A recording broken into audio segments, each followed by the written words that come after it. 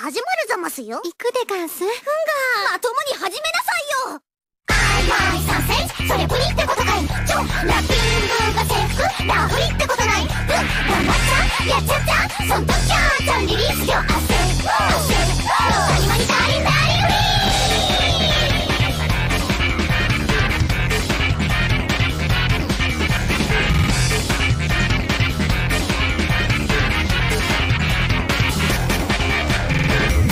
なんか出る愛してるあれ1個が違ってるの悩みんぼう鉄棒愛心棒いい加減にしなさい。飛んでったあいつもモテるからだって言われる普通の女の子驚いた私だけ豚骨ハリまでおかわりだ。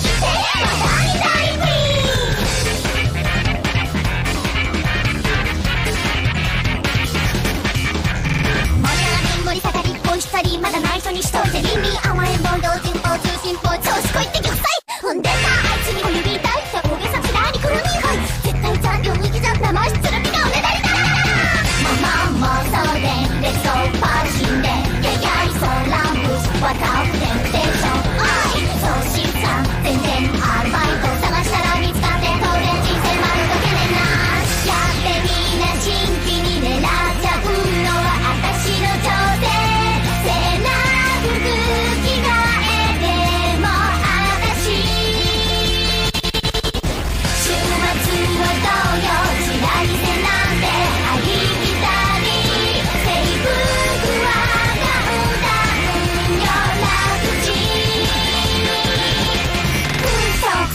抱きついてかなんだ胸ドッキン足ズッキン安心がシュラスウィー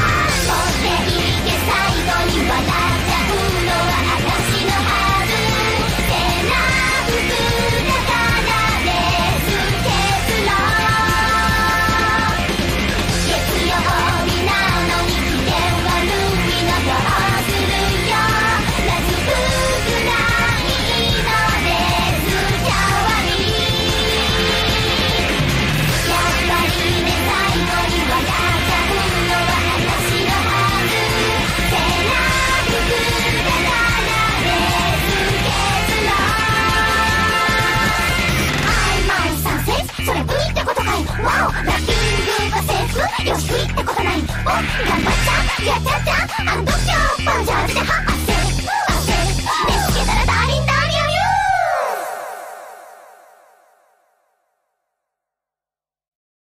ー Alright, guys. さあ始まるざますよ。行くでガンス。Welcome to Anon Week episode 14. With me, I have DickMcBastard. Hey, how's it going? Hope you enjoyed these Bukasa images. Always a classic. Now a defunct meme of a more grandiose age, but I like bringing those sorts of things back when I can. So, Dick, have you been watching any seasonal anime? Anything you in particular that recently you want to discuss? Been watching that Jashin-chan Dropkick. That one's been pretty good. It's just like a little comedy. It's like Monster Girls with comedy. No, did I forget again to do the fucking? I think I did. Enable DVR. Oh shit, my bad. Someone's got to remind me before I stream when I'm on BYR to enable the DVR button here because I forgot again. So now people can't rewind. But yeah, Jashin Dropkick. I have been watching that one. That one's very good as well. It reminds me a lot of an older cartoon, like a Dokuru-chan, or like an older slapstick comedy from the '90s, more than it does a show now. Yeah, that's the way I like it. I really like the slapstick stuff, and I think the Japanese comedy is really like so much better than anything American. I don't know. Anime is pretty much the only media I even consume anymore.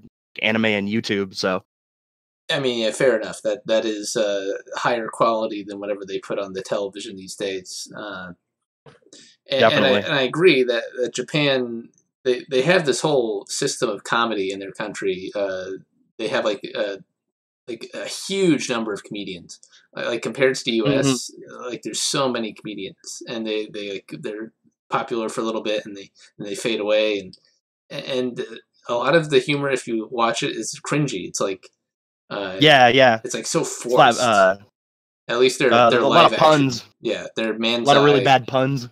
And they have this whole concept of the bokeh and the tsukomi, where sort of the bokeh is the person acting like an idiot, and the tsukomi explains the joke and then retorts, and it's just sort of this. It's so formulaic. Yeah, and like the wacky guy and the straight guy. Yeah, the straight man and the crazy guy, which is a format of comedy, but they adhere to it very strictly in Japan.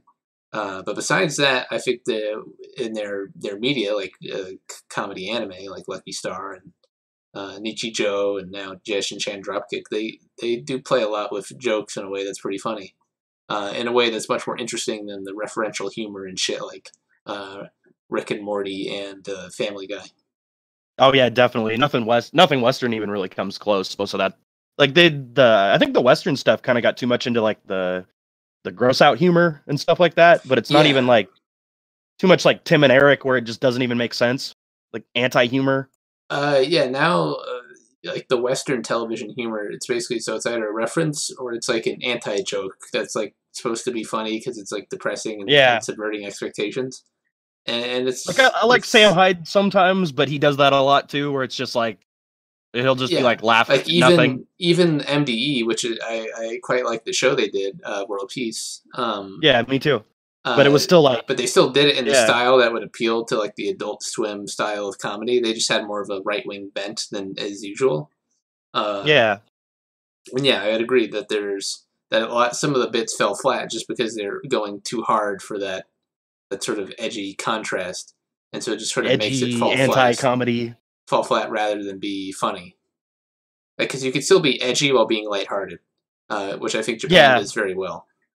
I like the Japanese. They really have a lot of the lighthearted humor where it's more actually funny and not like, like, don't get me wrong, I like mean stuff too, but there's something to be said for just like, cute girls falling down or like, yelling at each other, or like the sweat drop or whatever. Yeah, like they have this whole set of tropes that it's reliable and it's funny, and they mess with them and do different twists on them all the time.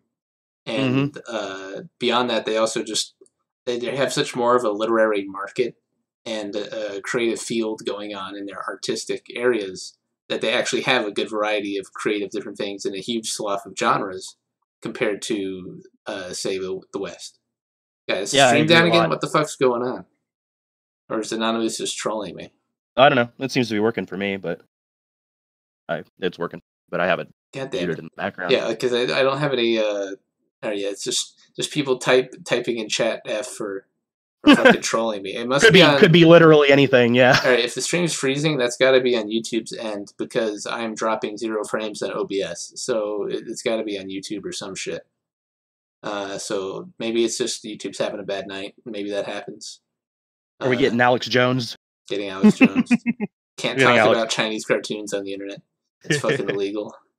Yeah, illegal Chinese cartoons. But yeah, I have been enjoying Jashin-chan Dropkick. Some of the jokes, I think they go, it's basically like girl porn at points.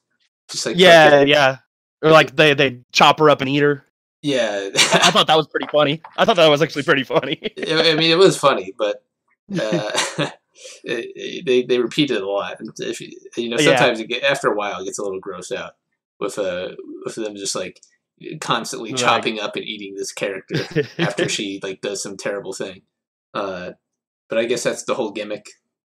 The voice is a little like grates a little bit after a while too. But that's sort of the point. Is she's supposed to be like an annoying bitch, and then you're supposed really annoying, and then you're supposed to see her get chopped up, and you're like, that's funny. I'll type it in chat for you. Maybe am I misspelling the name? Is it JY? Hold on, I'll just fucking look it up because I don't want to. Yeah, JASHIN Chan Dropkick. Yeah, it's just Jashin, not Yashin. Okay. Yeah, just Jashin.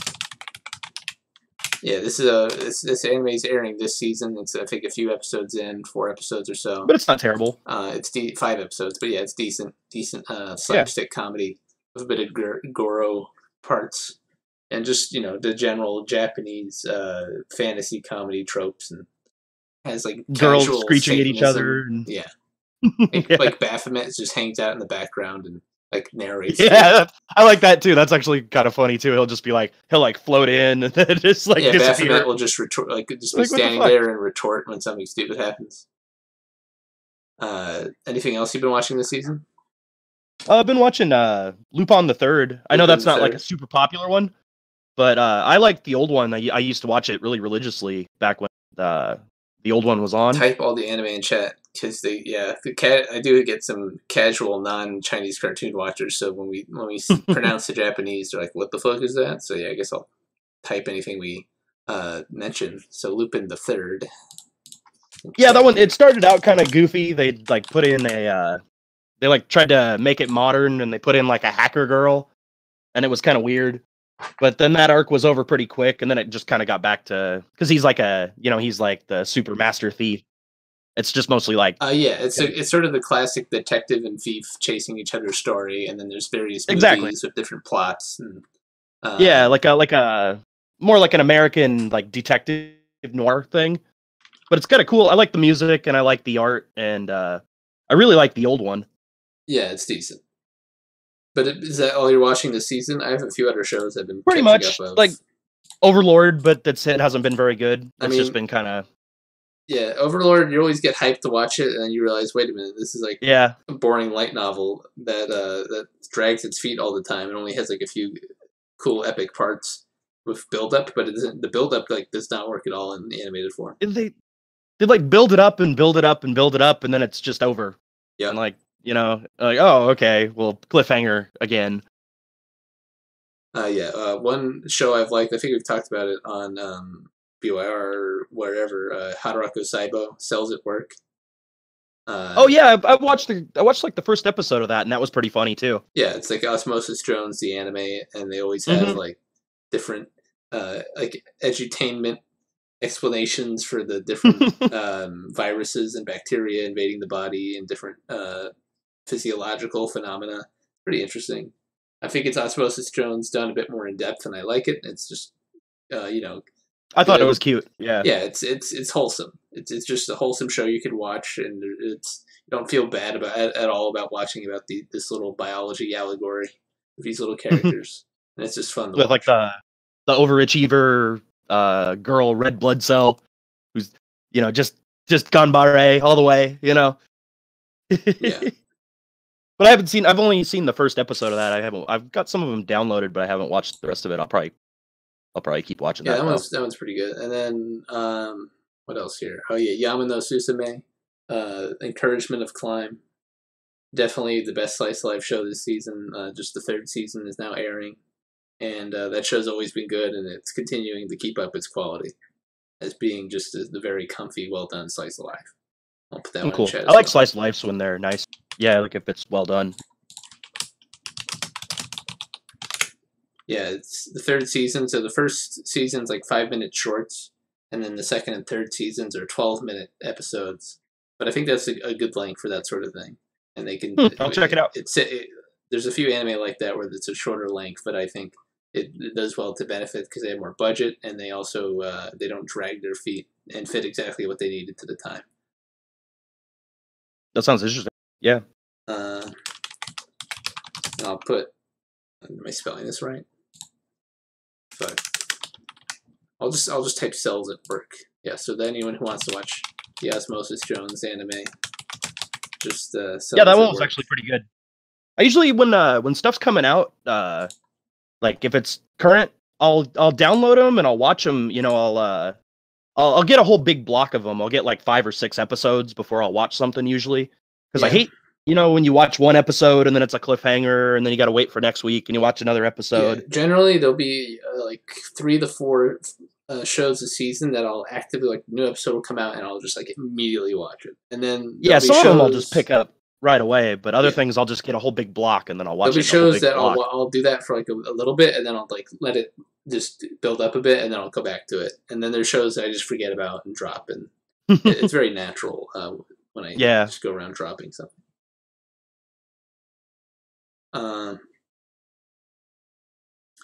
Wait, what else is this season? Oh yeah, there's Asobi Asobase. I think we talked about it on the season review stream, but that one's actually pretty decent. That and Chio-chan Sugurako. 2 other decent comedies. I'll type the names in chat for you casual, unenlightened plebeians.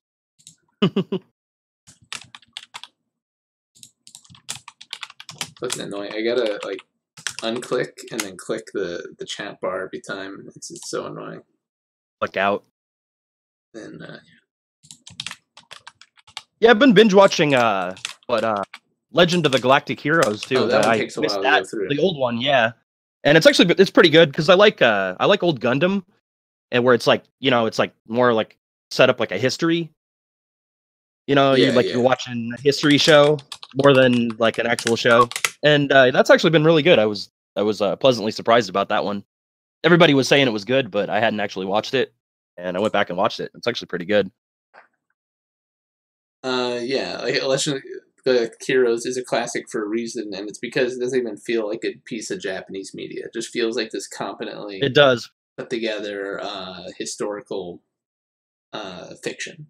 And I mean, even though like even though the technology aspects are stupid and they're just like not very well thought out, and it has like this space opera stuff going on.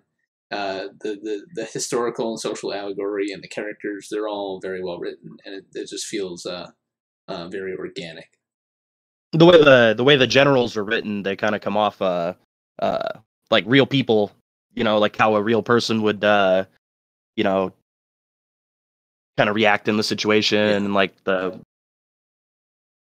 Wenli being about, I think I'm like 80 episodes in. Okay, if only Kershaw. So I'm pretty much almost done. Yeah. I love it how the characters just like say that a million times. Let's see. Someone said, "Oh yeah, Dark Ghost when asked what are my thoughts on Hataraku Saibo Black." So there's a spin-off manga of Cells at Work, but for like an unhealthy body. So it's like a post-apocalypse sort of setting. Oh, there you go. Where everything's failing because the guy's like a smoker and drinker and does all this terrible stuff.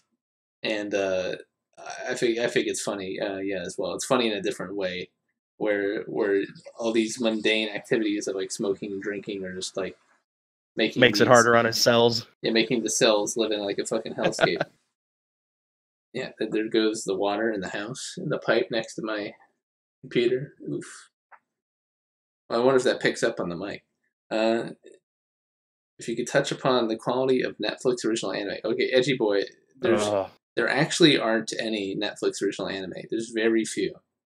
Some of them are partially funded and licensed by Netflix in the sense that they kind of just buy them. Yeah. Like they're not like running their own anime studio. Yeah, these are anime that are already in production. And then Netflix just buys a seat onto the production committee, and then they have the licensing where they publish them only on Netflix, and then they call it a Netflix original, but it's not being produced by them. The only exception for that, I think, is Devilman Crybaby, which was produced mostly by Netflix. But most of the anime when you go on there and it says Netflix original, it's just things they're licensing. So there's nothing special about it. For example, they licensed Little Witch Academia. I kind of rage that Netflix is trying to get into anime. They're trying to steal it. It's like that they made that Ghost in the Shell live action movie that's just a blasphemy. It's just terrible. Did Netflix make that? No, I thought that was just not Netflix, but they just that like the Hollywood and the all the normie stuff is trying to get into, because anime is still actually, I don't know. It used to be a lot more niche, but it's still kind of There's a few good anime on there's an anime on Netflix I definitely recommend. Yuki Yuno wa Yushidearu Madoka Magica. They're still on Netflix, I think. And then a more recent one that they license would be ID-0. It's like a 3D CG mecha anime, but it's really good. Except for like the ending, which is shit, but that happens. Nope. Typed the wrong number. Yeah, there was one called it was on there. I think it was a Netflix one, but it was a while back, called like Broken Blade or something. That was pretty good. Blade. Something like that. Let me look it up real quick. Dwarf, don't you know Kimono Friends is the best anime made in the last decade, and that 3D CG is the new way forward? Did you watch Kimono Friends, or did you miss that whole boat? No, I didn't see that one. Yeah, because it was huge in Japan. It was like this goofy slice of life show about 3D CG, like made on a paperclip budget, about like animal girls going around this like zoo park. And it just became... I think I saw a little of it. I definitely saw memes of it, but I did not actually watch it. It just became like a super hit in Japan, and then the production company just fucked it all up, and like it became infamously, like basically now the franchise is dead, even though it became the most popular anime in Japan for a very brief period. And then they fired the director. So it's like if George Lucas made episode... Oh, that's too bad. It's like if George Lucas made episode 4, and then Fox just like fired him and then never made another Star Wars. Is basically how Kimono Friends went. Kind of rips the heart out of it, Yeah. Although there's different like theories on what exactly happened. Like there's Tatsuki, which is the director that they fired, and then there's another guy whose name I'm forgetting, who was like he was like the head of the art designs and the character designs, and he was being like greedy and wanted a bigger pie. And then he had some sort of contractual ability to mothball the project, and then they let Tatsuki go. Although I don't think it was all that guy. I think, now I remember his name. Mine. Something. He wanted more prestige or more control. So the guy who did the original character designs for the game and thus the anime, Mine wanted more control, and this caused internal conflict. And then Kadakawa separated with Tatsuki as well. So it was this whole nonsense, and then this super hit series just died in the fucking womb. Oh, that's too bad. Kimono Friends being killed is greater than the Holocaust. I agree, Osmond. Greater crime against humanity. Does Lies of Sheriff Evans have an anime yet? I don't know what that is. Netflix ruined the Blame animation. It was the same art design as Berserk movies, PS2 graphics. I really liked the live action Ghost, so I don't give a fuck. Edgy Boy, I'm sorry for your loss of brain cells. BYR. Oh my god. Anime. How dare you? How dare you, sir? Yeah. Jesus, dude. Fucking no. Like the live action Ghost in the Shell was so shit compared to the first. It was so terrible. Movie. I only watched like the first little tiny bit of it too. I couldn't even sit through it. Even the second movie, which is considered to be like bad, makes it look, the live action one look complete shit. Yeah, even the don't even get me started on the fucking Death Note adaptation. The Rise wasn't very good either. Completely butchered. That was terrible too. Was that Netflix? I haven't even watched any of that, but yeah, that was Netflix. Yeah, that was terrible. I haven't even watched any of that. I liked the Death Note anime. It was not too bad. It kind of went on. It kind of dragged on after a while, but just the casting in that Death Note one, not even the casting, but the writing was just they like made it so instead of Light and L being like these smart people battling, it's just like this comically evil, stupid guy, and then, dumb American bullshit. Yeah, it's just they dumbed it down for fucking retards. And yeah, I didn't like that they made Light such a pussy, because in the anime he was kind of more. He had like a purpose. He was headstrong. That was his whole problem. Yeah. He was an interesting. He was like a deep character in the anime, but then what I saw of like the previews and stuff, he just looked like some idiot. Yeah. Some clip where he like falls It feels down or bad something. because Death Note's Oh my one of God. those series that, so you can tell it's a serialization, just like so many Japanese series. So they had to keep just making new chapters every manga. But the author had this perfect plan of where it was going to go. And then, does anyone in chat worry if we spoil Death Note? I mean, come on, if you haven't seen it at this point. Yeah, if you haven't seen it, you doesn't should probably matter. just go watch it. Yeah, Death Note. If you haven't seen Death Note, come on. Basically, so Light finally beats his opponent L and tricks him and gets him into the Death Note. Yeah, that was actually a really cool part. Yeah, and that's the peak of the series. And then after Yes, that, and then it trails off after that. it trails off, and then there's season 2, and it's just shit. And it's basically the author had this whole plan, and then because serialization, because he got popular, he had to basically ruin his own series. And you hate to see that sort of thing happen. Yeah, it like should have ended, and then they wanted to keep it going because they don't want to ruin their cash cow. That's too bad.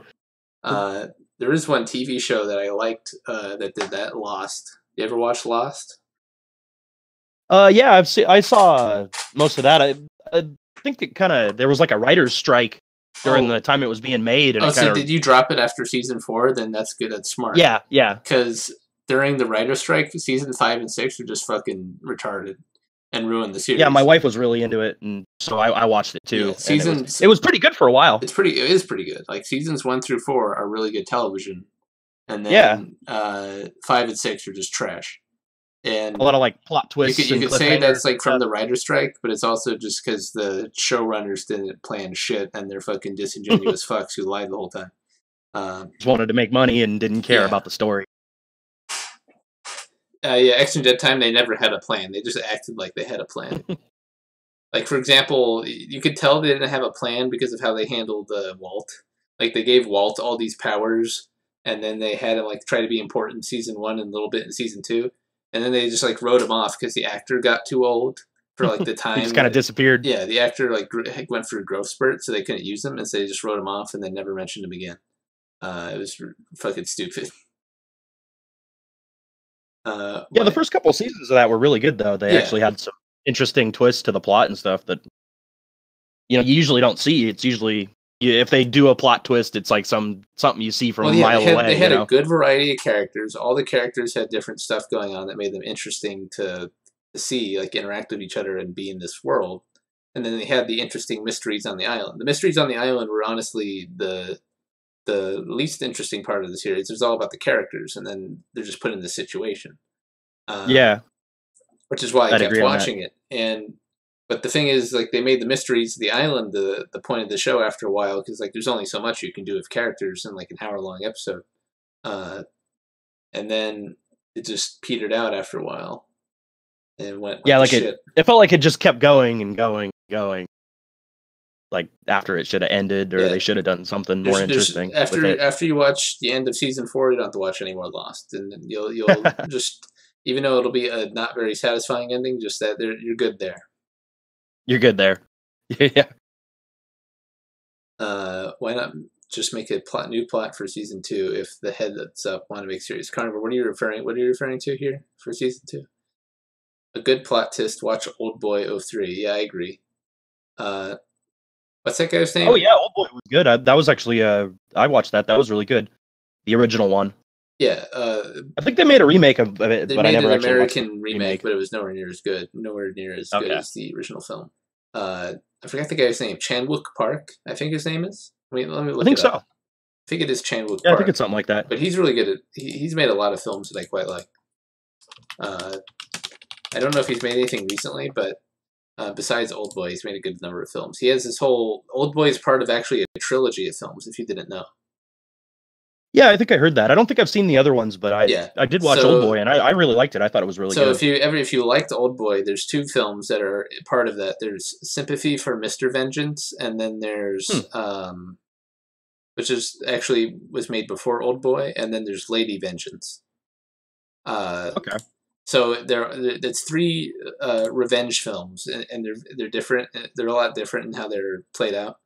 It's like in the same universe or something with the same.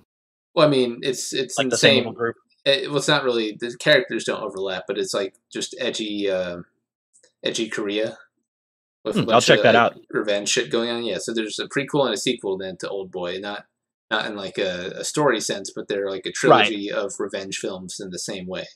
All made by the same director in the same kind of style. Yeah. No, that sounds awesome. I really liked Oldboy. That was a good one. I'll put that in chat for people. I got my wife to watch it, and she was like, "What the fuck is this?" Probably, especially at the ending. Yeah, exactly. No, it's really good. You gotta watch it to the end. Yeah. If the author doesn't know where it's going, then how can you? I watched Oldboy with my GF. We were both confused. There's nothing really confusing about the film. Very straightforward. Oh yeah, another movie I quite like. I think I mentioned this to Leo Pirate at some point, but he made like a vampire movie called Thirst, which is really cool. So it sort of follows a lot of the traditional gay vampire tropes, but then it goes off the rails in a funny way. Oh, cool. Yeah, that director's really good. I thought Oldboy was like a masterpiece for, like usually you get some of the Korean stuff and it's just kind of boring. They just, there's a few movies like that. I can't remember. There was a movie, and there's like a few directors like that do like these super edgy films. I forgot. There's like this film about like a murderer who got away with it, and I don't remember the name of it. But I watched it on Netflix when they were licensing all those. I don't think they have them licensed all that much anymore. Instead, they've been licensing like the really bad Korean dramas and Japanese dramas. Yeah, my wife watches those Korean dramas, and I stand them. Like the acting, it's usually they're filled with like idols too, and like the acting is so bad. So bad. I like watching idol variety shows, but I can't fucking watch them try to act because they can't fucking act. Like I like shit. I'll like hate watch it just to like laugh at them, but I get I just can't do it. I'll watch Japanese idols on variety shows because it's entertaining to me. I have it watching them like eat bugs and like talk about random nonsense, and it's basically like slice of life anime but in real life. So I like watching that, but I can't watch them pretend to be able to act. That's beyond the pale. They're just so bad at it. Yeah. JoJo is about vampires and ghosts. JoJo is Scooby-Doo the anime. True. Yeah, Raymond Anderson. Yes. Don't you know? So they make all the Japanese, like AKB and all those Japanese idols.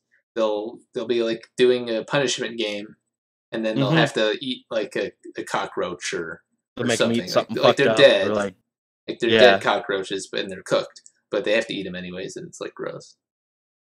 I didn't expect the movie to be so different from anything I've seen. Also, no clue about movies. Oh, okay, Carnivore. So you just didn't. You weren't prepared for like the sort of the super intense thriller. You were just thinking it was going to be some random action movie, and that's understandable. Yeah. So Raymond, if you're curious about that, just look up AKB eating bugs. Yeah, I really like. I binge watched No Laugh High School, and like the high school and the ghost. What is it? Motel or whatever. That was a good one too. With like was it Matsumoto and a bunch of other people. It's called Downtown is the name of their talk show, and then they do the they have it the annual New Year's like 24-hour special show where they can't laugh, and they have all these celebrity appearances. It's a lot of celebrities. Yeah, and it's funny, and it's like this over the top. It's like famous in Japan too for being so over the top. So it's not like that's normal Japanese television. It's just sort of this thing. Yeah, that's been built up. It's even more wacky. Yeah, and I discovered that a little while back, and I binge watched that, and that was pretty. Yeah, there's a ton of them too. There's like a bunch of those for every year. So.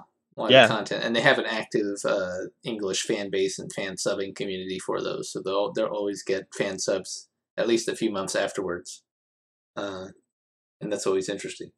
And yeah, I think that was my introduction to Japanese television outside of anime. Was those no laughing games? Yeah, those are good. That was a really good show. I thought that was just funny as hell. And and somebody just said Takashi's Castle, and I remember watching that too. I actually remember watching that before they made it into what the MXC. Just watching it subtitled. I remember watching so on Tech TV. You remember Tech TV? Yeah. They used to air Ninja Warrior from Japan. Yeah, I used to watch that. Yeah. I love that show too. They had the Japanese competitors, and they would just have English commentators. And it was embarrassing because they did the Japanese ones. The Japanese people were just so much better at it. And they did the American version, and they all sucked at it. They couldn't. Well, now they have like the American version, and the Americans all kick their ass because they actually have a bunch of athletes doing it now.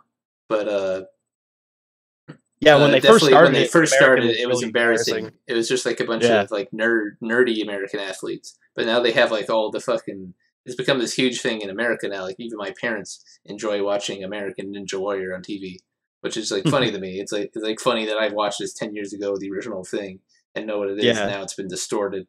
It's always funny to hear about that sort of thing. The original was so much better. Yeah.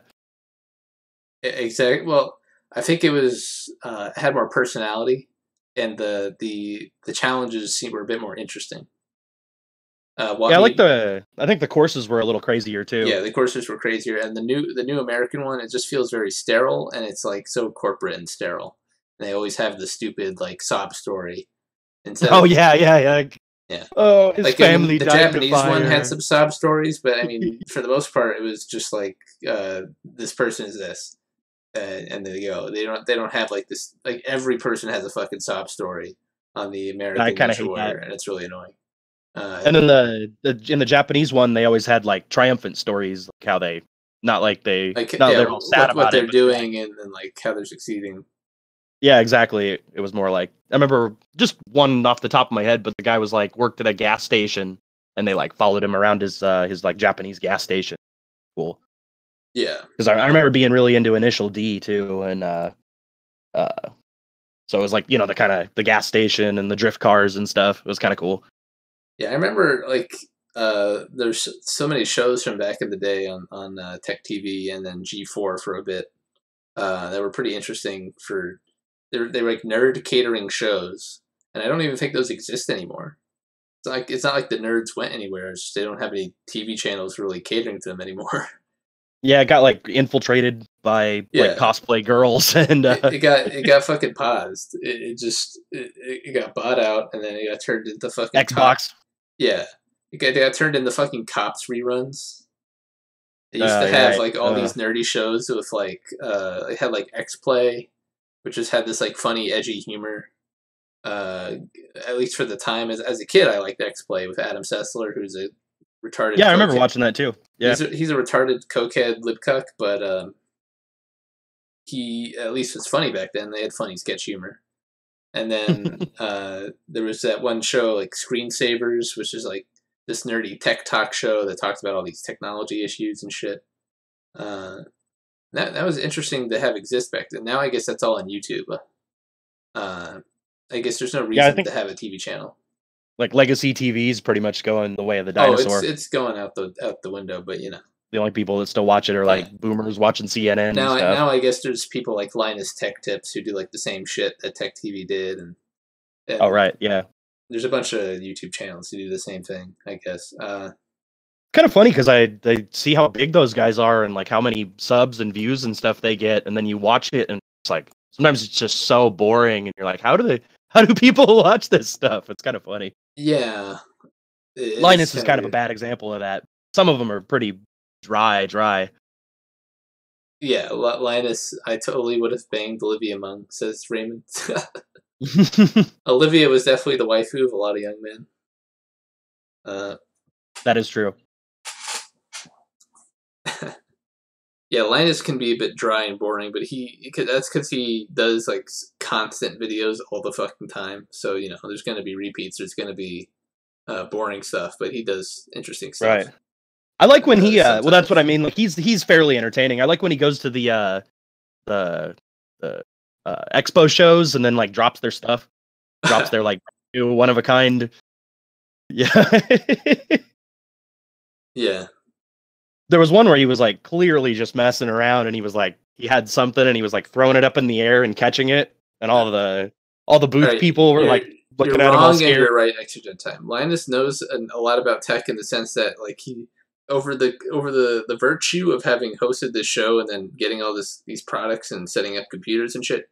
He's at least like knows of all this tech stuff, but you're right. He does not like super smart about the tech. He's not like Louis Rossman, who like knows all how to fucking solder a motherboard and shit like that.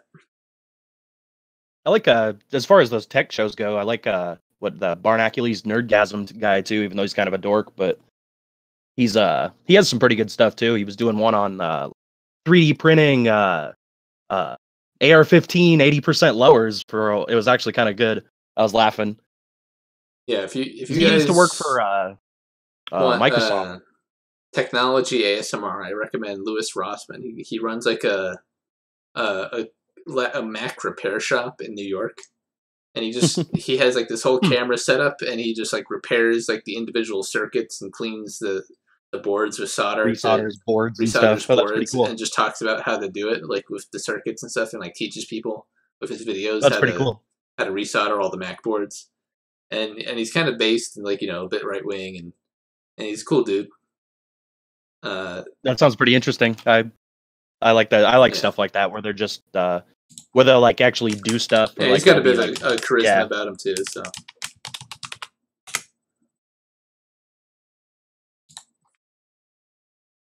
Buildzoid or DeBauer. So much buffering. Yeah, why are people buffering? On my OBS, I've dropped 0 frames. Like, what the fuck? Hold on. I haven't been getting any. I've got a stream playing in the background, just muted. My bitrate is too low. I don't know. Hold on. Well, if my bitrate was too low, what the fuck? I'll just up my bitrate a bit, I guess. Why not? Turn it up.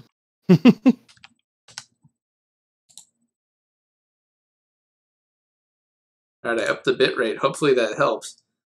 Well, people who are complaining in chat, like, on my OBS, I have 0 drop frames, so I can literally not tell you why this is happening. Like, there's no way for me to know why this is occurring, so it might be on YouTube's end. Probably something on Google's end, yeah. Yeah, because I've seen YouTube have issues, but, like, nothing like this, if it's completely on their end, that I can't even tell. Well, I turned up the bitrate a little bit, so hopefully that helps if people are having trouble. Shit tier ISP. My ISP is fine, Edgy. If it was on my end, I would be dropping frames. I'd be able to tell. Like if my connection was dropping, I'd be able to tell. But it's got to be on fucking Google side because OBS isn't displaying anything. Anon says Linus has leet hackers shutting it down. Oh, I think it's probably onto something. For saying Linus is boring, we're getting right. showed. His botnet. Maybe people in chat have shitty internet. I mean, that is true, Pledian. Like, we do have a poverty chat, basically. So I wouldn't doubt it. Any anime you want to discuss that you've watched in the past, like particular favorites? Like I like the classic stuff like Cowboy Bebop and stuff like that. Actually just watched Cromartie High School not too long ago, and that was really good. That was really funny. Yeah, Cromartie High School was pretty classic. Good. That one's always funny. Yeah, I'd caught a couple episodes of it, but I never finished it. And I watched that Freddie again. Mercury is based. Yeah, he just walks around, and one of the kids is a gorilla. Yeah, that one was really funny. I like that. I watched the newer Basilisks a while back too, and it was okay. It kind of dragged on. I tried to watch the first episode, and I just fucking dropped it. The animation quality was so bad. Yeah, it wasn't as good as the original. The original one, I remember watching that and liking it, but. And then, like, I'm kind of from the older era where, like Biohunter or X. I mean, you seem to be married, so you're definitely older than most of the crowd that hang out here and have been on my show. I am, yeah. Not anything wrong with that. Having no 30-year-old. I love anime, and I enjoy you guys' show. You got a nice white monster right next to you? Pretty much, yeah. Got Yeah. a nice can I wake up early and I mow the lawn and I piss everybody off. Yep. I take my, I take my classic car out and. Do you play Quake 3 Arena on the weekends? I do. Actually, I love Quake, so I that's also funny. love Quake 3 Arena. It's also a fun game. And Unreal Tournament, that was the shit. That was the 2004 Instagib low grav. Fuck yeah. That was the shit. Yeah. That was the shit. There's so many. There's like no games like that anymore. I guess there's Quake Champions, but Quake Champions is so shitty. Yeah, it wasn't very good. I tried that. It was okay, but it wasn't. Yeah, it wasn't that good. Have you invested in crypto? I used to make Doom maps. No, I didn't get on the crypto bandwagon. So you're not the full meme, but you're almost there. On BYR, somebody said something about Doom maps, and I was like, "Hey, I used to do that. I used to make Doom maps." Yeah, right. Yeah, it was always fun. He's not a gym tier boomer. Apparently not. I don't steal memes, so. Wait, did Quake Champions already die? That's funny if it did. I don't know. Someone said that. That didn't take long. Columbine Doom maps. Yeah, there you go. Heroes of Might and Magic. Or the Moonman mod. Heroes of Might and Magic 3 is clearly one of the best games of all time. And will always be. Command and Conquer. I mean, I'm a little after that. Was really good. Era of games, but I had my own little golden age of games, like the 03, 03 to 06 had like so many good games. That was a great time, yeah. It really blew up, and because I like it was really little when I was younger, and I was doing it all the time. With as far as gaming, and it was like something really nerdy that you told somebody in real life about it. Yeah, they wouldn't even know what you're talking about. Same with anime too. We used to get VHS tapes of Macross, and we'd get on our dial-up internet, and we'd get subtitles. So you'd watch it on the VHS, and then you'd read the subtitles while you were watching it. Because you get them imported. And then the fan subbing really blew up, and then it got really good. Yeah, I should I play Half-Life 2 Deathmatch. There you go. There's some servers that still have like settings that make it kind of like old Quake Instagib, so I play that a lot. Awesome. I'm pretty good at that. So awesome. Somebody mentioned Halo 3. Halo 2 is clearly the best because it was the one that I played. I mean, I played all the Halos, but I think Halo 2, in terms of like overall, is the best. Like the story is the coolest. The multiplayer was fun too. Then. Yeah. I think it's overall the best game, even though the legendary mode is like just fucking cancer AIDS. I think the game overall is the best. Yeah, that's funny. I like the features in Halo 3, but I think the story falls flat compared to Halo 2. Yeah, and then I think Halo 3 was like the last good one. Yeah, and people were poo-pooing on Halo 3 when it came out for some reason, but in retrospect, it's a great game. Yeah. Yeah, they were awesome. And then what? You're like playing online with other people? What the fuck is this? What is going on here? My fucking childhood was just Xbox Live and playing like Gears of War and Battlefield and all those games. I used to play.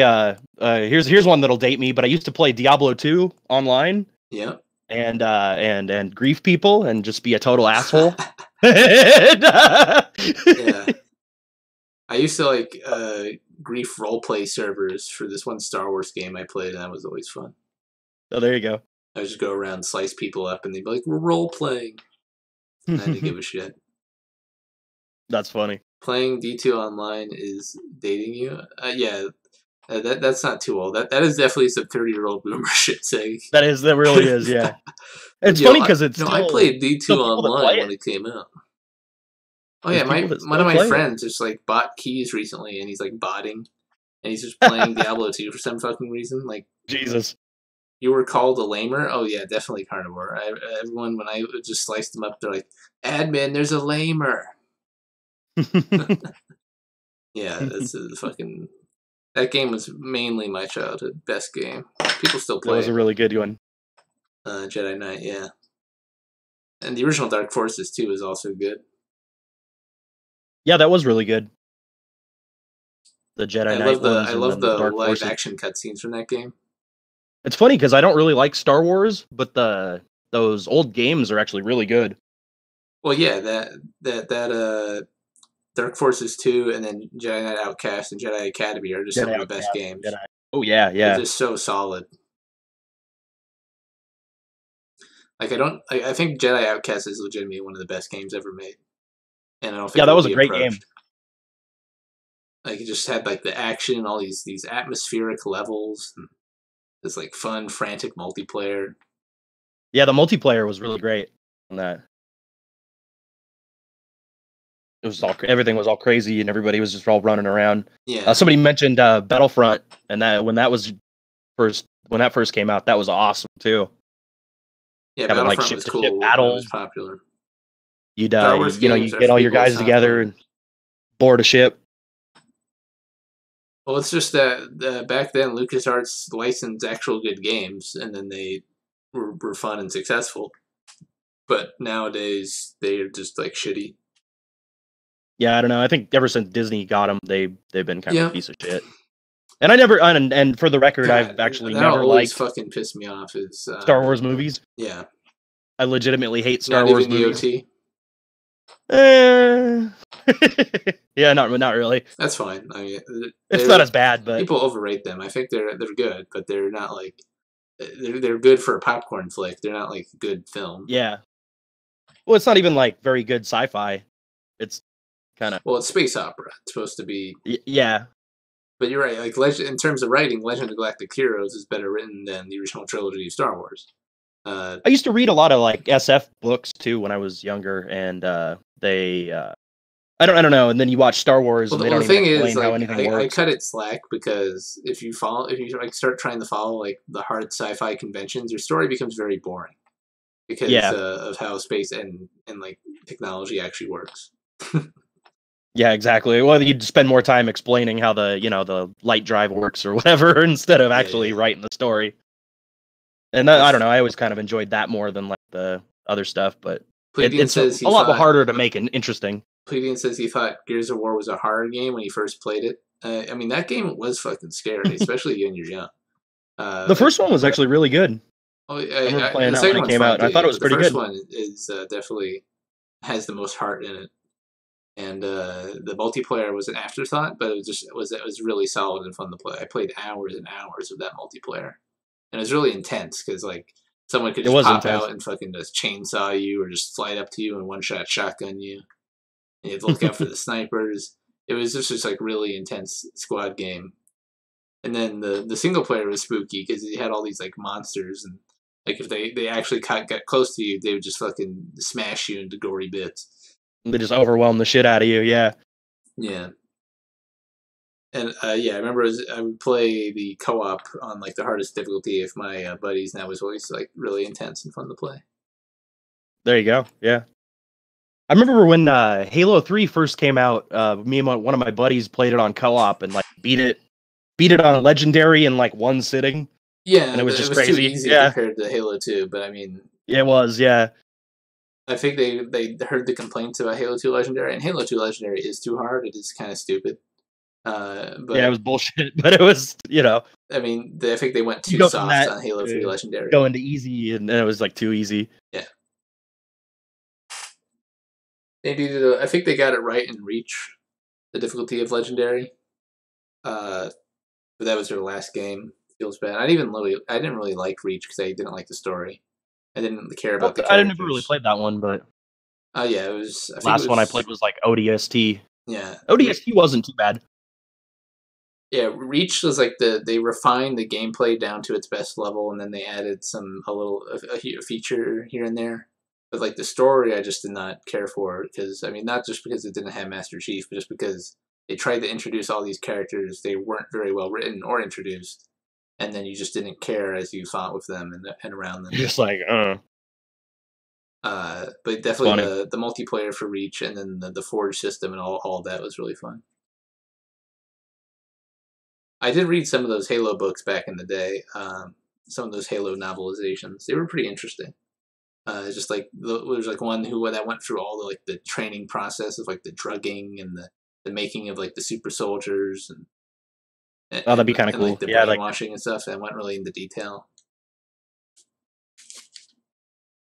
And then I think that was the one I read, and then there was another one I didn't finish. I don't remember. I didn't read all of them. The OST makes it great. Yeah, who does the OST? I feel bad for not remembering their name. Justin, it's something O'Malley. Fuck. Anyone in chat know? Guy who made Halo OST? Anybody?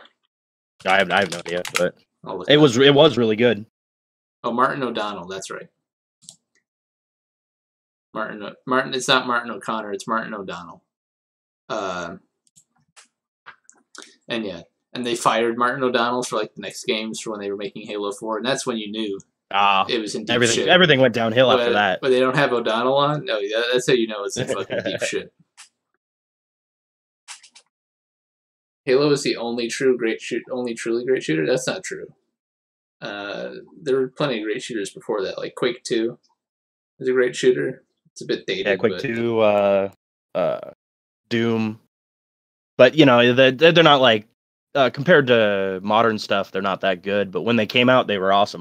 Yeah. Well, Quake 2 it's Doom and Hexen. Like, I think it's like the original horror shooter where you're just like alone in this terrible place with like this infinite amounts of alien evil guys, and you gotta like navigate, and you're just on the edge of your seat listening for the grunt noises and the fucking like the jumping dogs and shit.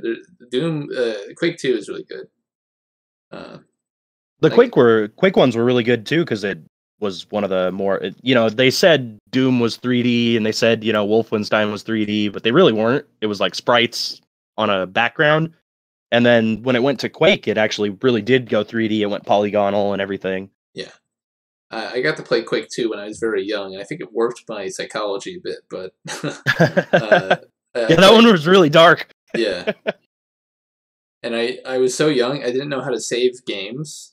So I would just be like playing through the first level and trying to survive on like a speed run without dying. I think I was able to get to like the factory level a few times, but then I was able to get to like really far in the game without saving the game. That's funny.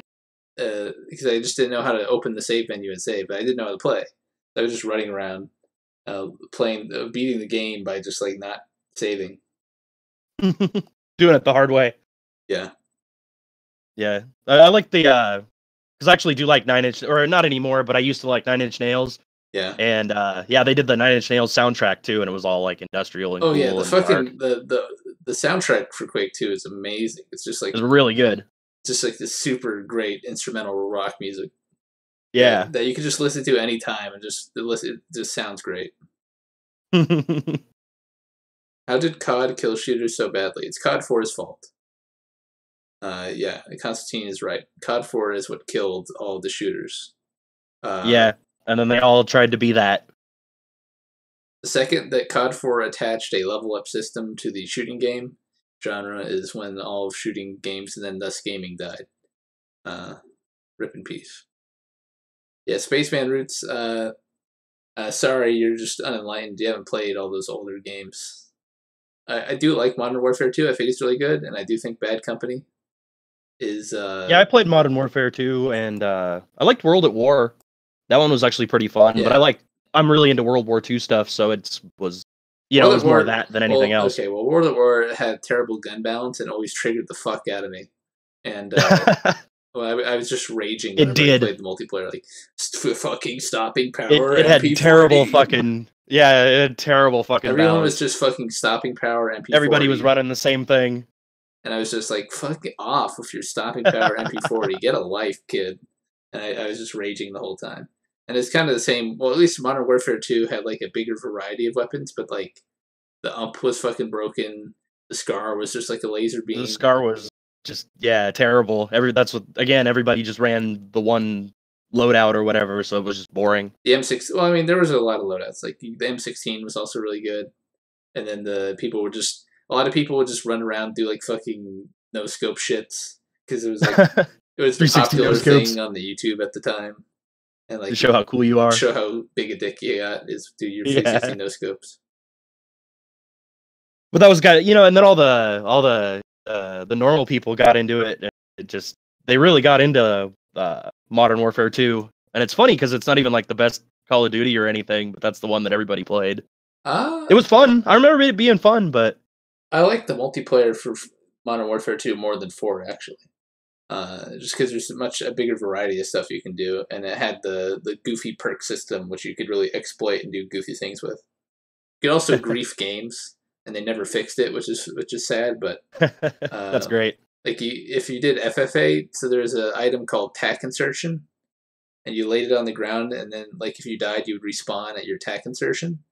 And so what people would do is 2 people would join the same FFA server, and they would just go hide in the corner, and then just repeatedly tack insertion, kill one guy, and then they would get like 25 kill streaks and just like nuke the map or get like AC-130s and shit. And it was just like stupid as fuck. It's basically just boring. Briefing. Everybody just gaming it. Yeah. Yeah. But I mean, you had to go like hunt them down, but it was never enough because they just would find a new place. You had to like use your fucking wall hacks, heartbeat sensor shit. COD was the first. I played when I played it. I played on hardcore, and because I didn't like I liked it more. It was like not realistic, but like you'd get shot and you'd actually die, and it was kind of more you'd sneaking around and being stealthy. Yeah. But I remember that being actually really fun. Yeah, I liked playing the search and destroy on hardcore. That was fun. It definitely ruined first-person shooters, but for a while it was actually pretty fun. Yeah, I liked how in COD Modern Warfare 2, since the game was like the time to kill was so low, the one life mode search and destroy was like super intense, and people were like hiding and getting all these good corners, and then people would be cheering in you in my voice chat if you could get be the last guy alive. If you're like the last guy and you like clutch it out or you get like a cool kill with like a throwing knife or something, they just start like cheering for you, and I always thought that was hilarious. That was fun, yeah. I like that search and destroy mode too. Yeah. But everybody shits on Call of Duty now, but it was the biggest thing for a while. Yeah, the story in Modern Warfare 2 is shit though. It's just like some stupid Red Dawn nonsense. I never even played You don't play. I only played it for the multiplayer. Yeah, I'm one of those guys. I actually never even play played campaigns. Campaign. I've played them, but I don't really remember it. I mean, there's not nothing to write home about. It's basically just the most exactly. Red Dawn ripoff, like Michael Bay level shit. They had Hans Zimmer composing the music for the game. It was like super generic. Yeah. Although I like some of the music in that game though, because Hans Zimmer, as much of a hack who repeats his shit all the time, he still gets it right. I remember doing the what was it? The little training stage, and being able to like get all like every hit. And finish it in 45 seconds or whatever. Yeah, you must be the norm because, like, for the new Modern Warfare, they're not even adding single player. Like, they've stopped bothering. Yeah, I didn't hate it. I just there were like other games that had a better single player. Yeah, I think that they make these like expensive to make cinematic campaigns. It's like a movie to play through, but people just don't care for that too much anymore. So.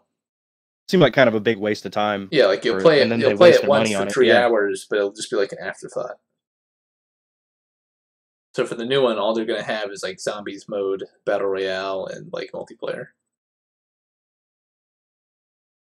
That might be a good decision for them. So they're not Yeah, I think it's smart, and I think the people who complain about there's no campaign are like goofy. Like, come on, like, do you really care about the 3-hour shitty scripted campaign?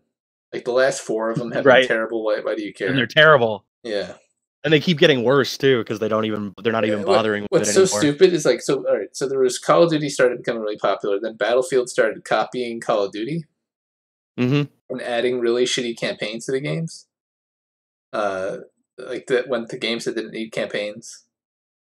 Particularly 3 and 4 are the worst defenders. Bad Company was at least funny because it had like this. Bad Company was pretty good. On it. Yeah. Yeah, that was pretty good. And the 2492 or whatever that one was, the future one, that one was really good too. The multiplayer on that was awesome on PC. That one looks cool. I never actually played it. I played some Battlefield. That was kind of fun for a while. Battlefield 3 was terrible, and then 4 was even worse.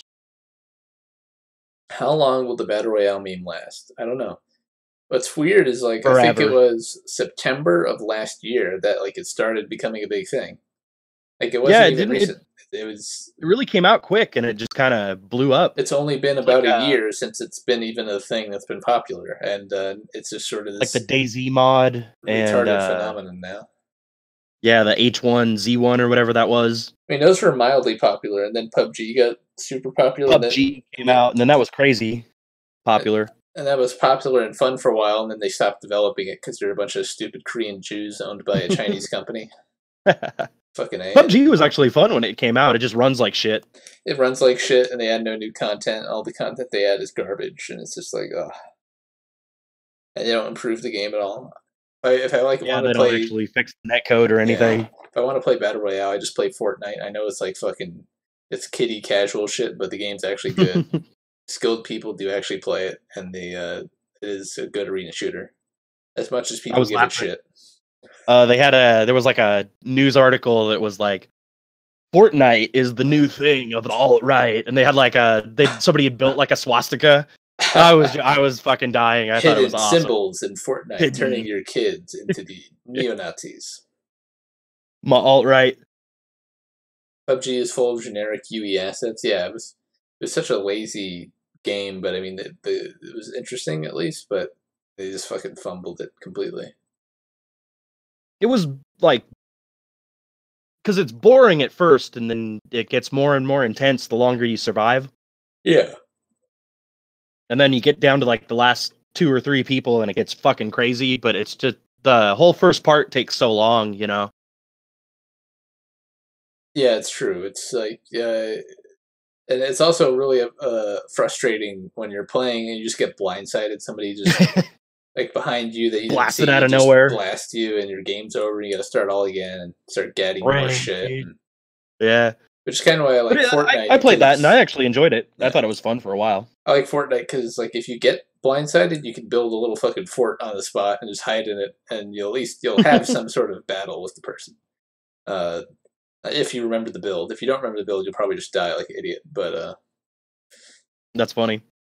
You actually have something to kind of defend yourself. Like if you, instead of getting just completely caught out in the open, you just build the cover where you are. It's kind of annoying sometimes, but it does add a dynamic to the game.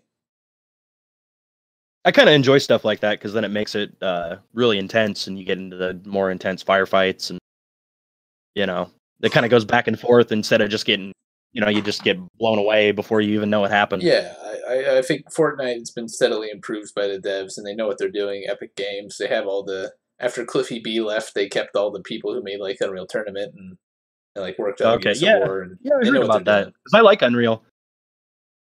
Cliffy, do you know about Cliffy B? And like he started his new game company and just like fucking failed. Just fucking I heard about that. Planted. It just fucking died. Yeah, he tried to make Lawbreakers, which is just like, so it's Overwatch, but there's too much shit going on the screen, so you can't even tell what's going on.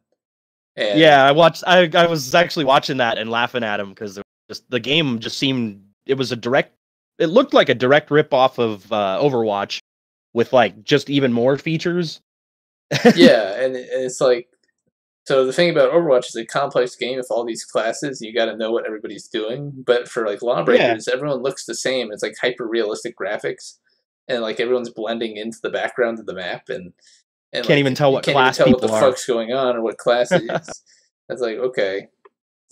And then they made because I think those class ones, they kind of need like a Team Fortress 2 art style, so you can kind of tell, you know, at a glance you can tell what the guy is, and then you know how to counter it or you don't. Yeah, and then they tried to cash in on the Battle Royale stuff with, I forget even the name of the game. It's already dead.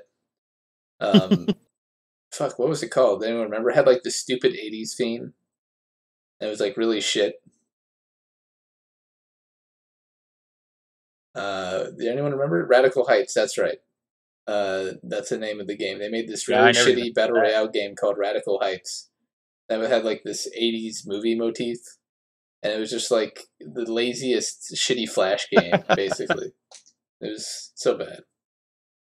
That's funny. That's too bad because it, you know, they have a they have a good pedigree. They've made good games in the past. Well, Cliffy had his own company. I don't think he had a lot of the senior staff from Epic Games. They're still at Epic Games. Oh, okay, that makes sense. Yeah, it's just him on his own. That's why they've made Fortnite and they've been so successful at it, is because they have all these people who developed like the original Unreal Tournament, and they developed Unreal Engine 4 and all this stuff that's like super advanced, like the cutting edge, and they're still in the company, and that's why they're having such a success.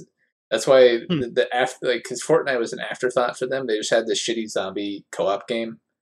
And then they since they saw added a battle royale mode to it. They saw battle royale was popular, so they just tacked it on so the game would have a multiplayer mode, but it became like a super hit. And they managed it well because they actually know to develop video games. Who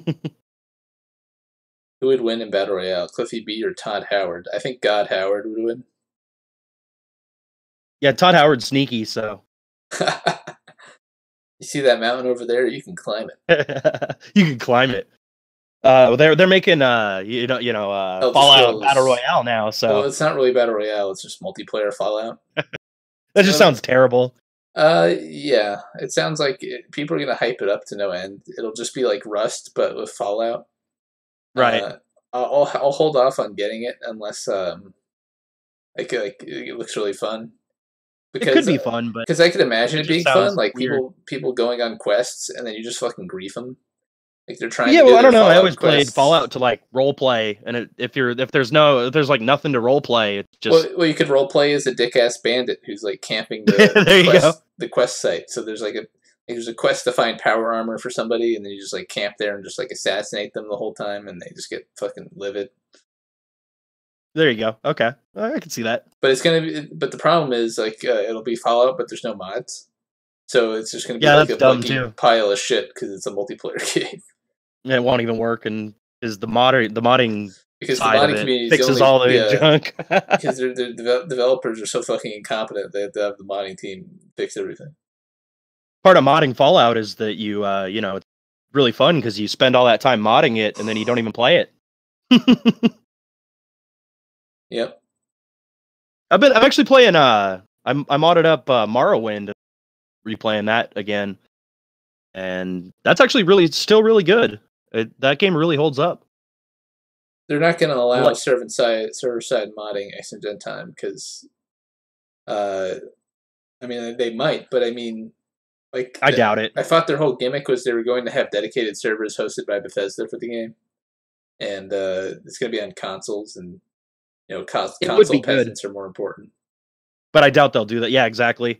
And then they don't want to make it last for too long because then you won't buy the next game. It's so fucking gay because like all these games, Half-Life 2, Deathmatch, like Source Engine, Jedi Knight, and Quake, and Unreal Tournament, they all had like these extensive modding communities that did all this stuff. They made like total conversions. They made all these maps. They made all these things to make the game better, and people could just like download them and go play on that server. But now, all the company does not give any support to modding, and there's no modding. They prohibit it if they do anything. Yeah, they prohibit it if they do anything. And so there's no modding. There's no a shooter game will come out and then it'll die, and the next game will come out. Like it's forced obsolescence. It's just like it's terrible.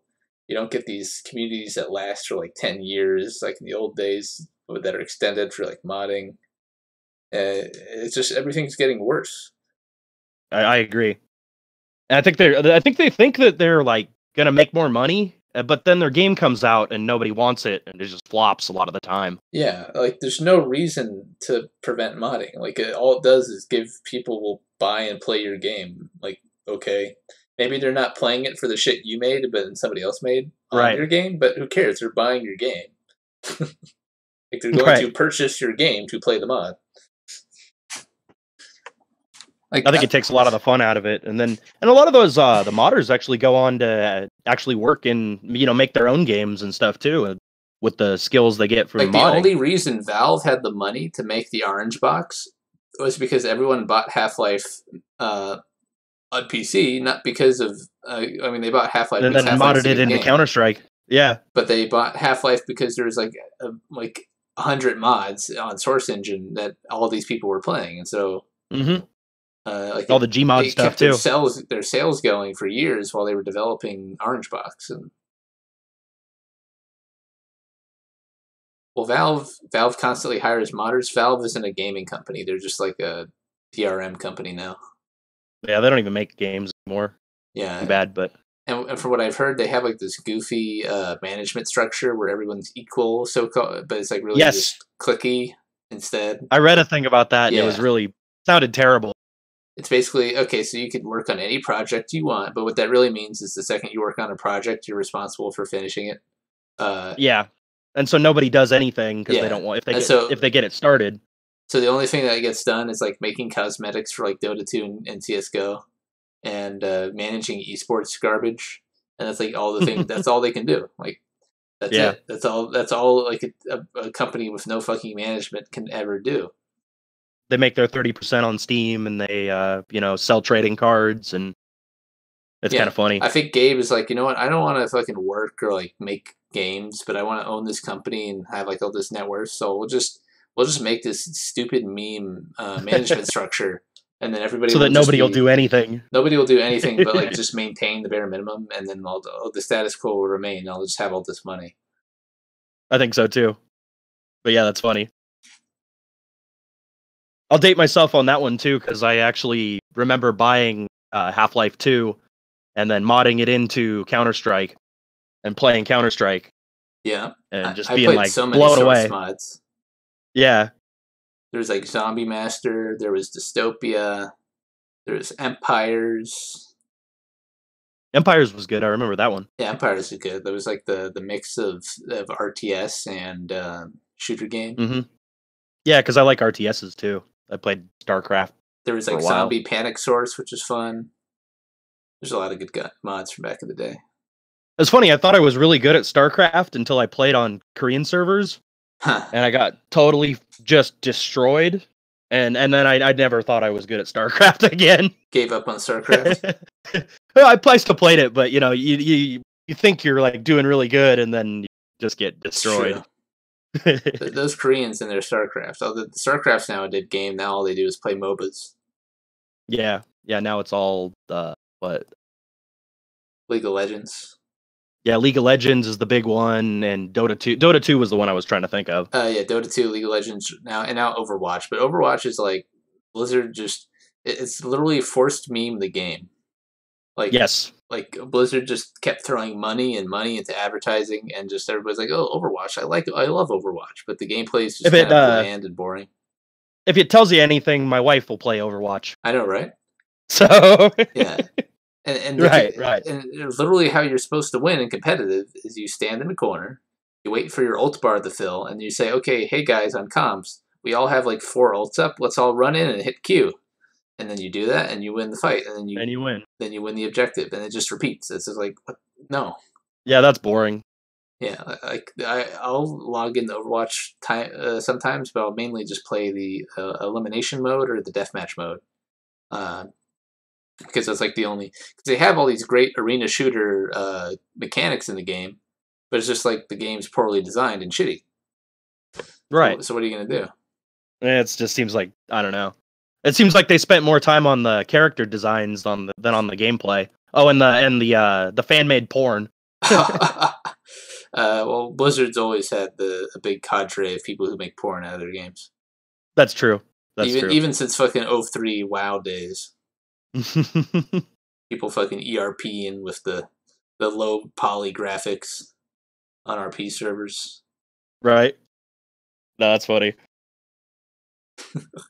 I still remember. I played the WoW a bit as a kid, like just for a little bit. I think I had like a level 35 shaman or something. And I remember I would roll like characters in RP servers, and I would just see people like ERPing and shit as like a little kid. I'm like, oh, I didn't know it was like, really what going on. What the fuck is going on? Yeah. Like there'd just be people like typing about these like long paragraphs under the waterfall as like night elves with like no clothes on. I'm like, oh, that's funny. Oh my god.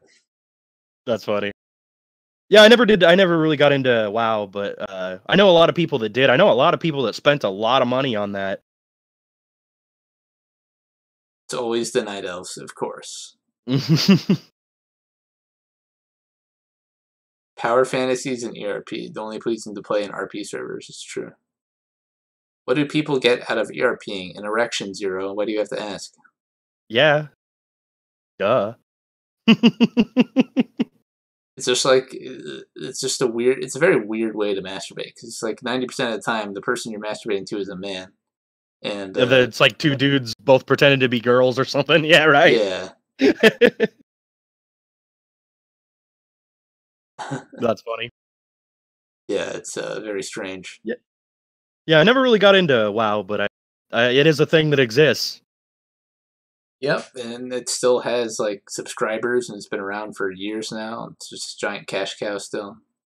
Oh yeah, there's like 20 expansions. Yep. That's funny. Yeah, did you play RuneScape, or is that too?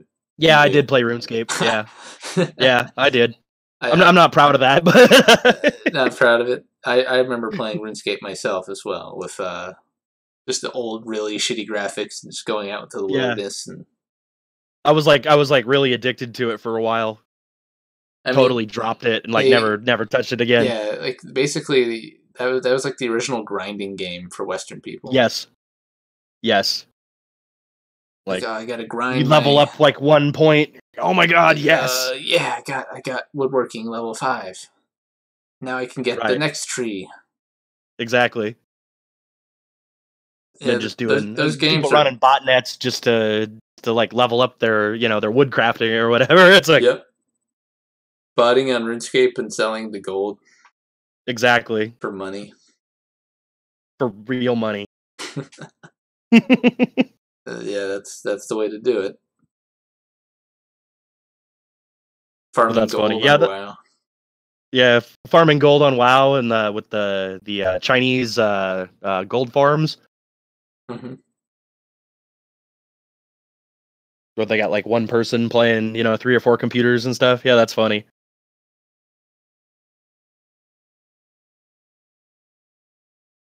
But yeah, that takes me back. Yeah, I got really into RuneScape, and then had to drop it. Okay, this is taking up way too much of my time. You mean RuneScape? Yeah, on RuneScape. Yeah. Yeah, those sorts of games, they're just Skinner boxes. You're filling a bar to fill a bar to feel good about filling a bar, and there's really no actual reward. Yeah. And Call of Duty 4 added a Skinner box to the shooter model, and that became very popular. And then that was a popular model, and then Skinner boxes were added to every single multiplayer game ever. And then they were added to phone games, which became like this super cash cow. And now we're in this shitty world where every fucking game is a Skinner box. Everything has a level up system. Everything has like these little unlocks that string you along. Pointless unlockables that don't mean anything. If I just play this match, then I'll get an unlockable, and that'll be like a little dopamine hit. Play for 5 more minutes, I'll get the thing. If I play for 5 more minutes, I'll get another pack of cards or I had to have an intervention on my wife with she was playing that Family Guy phone game. Oh God! And I was like, "Hey, what the fuck are you doing? What the fuck are you doing?" Was she spending IRL money? No, she didn't spend money, but she was like, she'd be waiting on it, and it would unlock. She'd start playing it just furiously, and I was like, "Oh my god, stop! No, this is not good. This is not good." They basically boiled it down to just fundamentally abusing human psychology, and it really was. And then being able to do gambling legally. Yeah. And with such a low chance of actually winning that it's basically non-existent. Yeah, but it's still gambling. You still want to I can get the super rare. Is that like a game where you collect like Family Guy characters? Yeah, I never really played it, but it was just that like the way she was going about it was clearly unhealthy. Yeah. I mean, all those games are unhealthy, waste of time. Yeah. And this is coming from somebody who's I've put like thousands of hours into some game. I'm sitting there looking at her going, "What are you doing?" Yeah. Well, it's also just because it's so pointless. Like you're just grinding to get like a fucking JPEG on your phone. Yeah, tapping on the screen for an hour to like it's unlock. Not like you'll grind to get to the end of like MMO and be like, "Oh, we're in a raiding guild," and like you're a cool guy in the raiding guild. No, it's or you're playing a shooter and you're getting like top of the scoreboard or making friends. That's so true. You're just fucking unlocking a JPEG on a phone. It's completely asocial. A 5 kilobyte, picture. Like, okay, what are you doing? What are you doing with your life? It's like, oh god. Diogenes actually mentions Arcanum, and I played that. I actually really like that game. That's a good game. It's like an isometric strategy. I like isometric strategy RPGs. Those were a little before my time, but I did go back and play the original Fallouts, which were fun. I put like on PS2 Disgaea, I think one of them I put like 2,500 hours into or something. It just happened to be at a time, and I just played the crap out of it. Extra Dead Time, there are some games, particularly the Japanese style ones, where they do provide a challenge, and like you're grinding to get to like specific unlocks to make your team more synergistic and better, so you can actually beat the content in the game because it's too hard otherwise. Which I, as far as those sorts of games go, I like how that's done, but it's so grindy and ultimately a waste of time. And I mean, I guess a lot of people just play them on their phone breaks, and that's fine. Like I used to play one when I was traveling everywhere with during college. On my phone, or just on the bus or whatever, I would just pull out and like whenever just you get grind, a chance, yeah.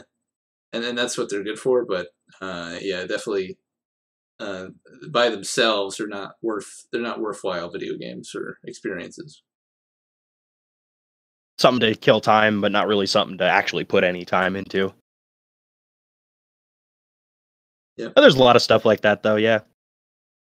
Yeah, I tried playing some of the Sega games. I think I have one of them on the PlayStation 3.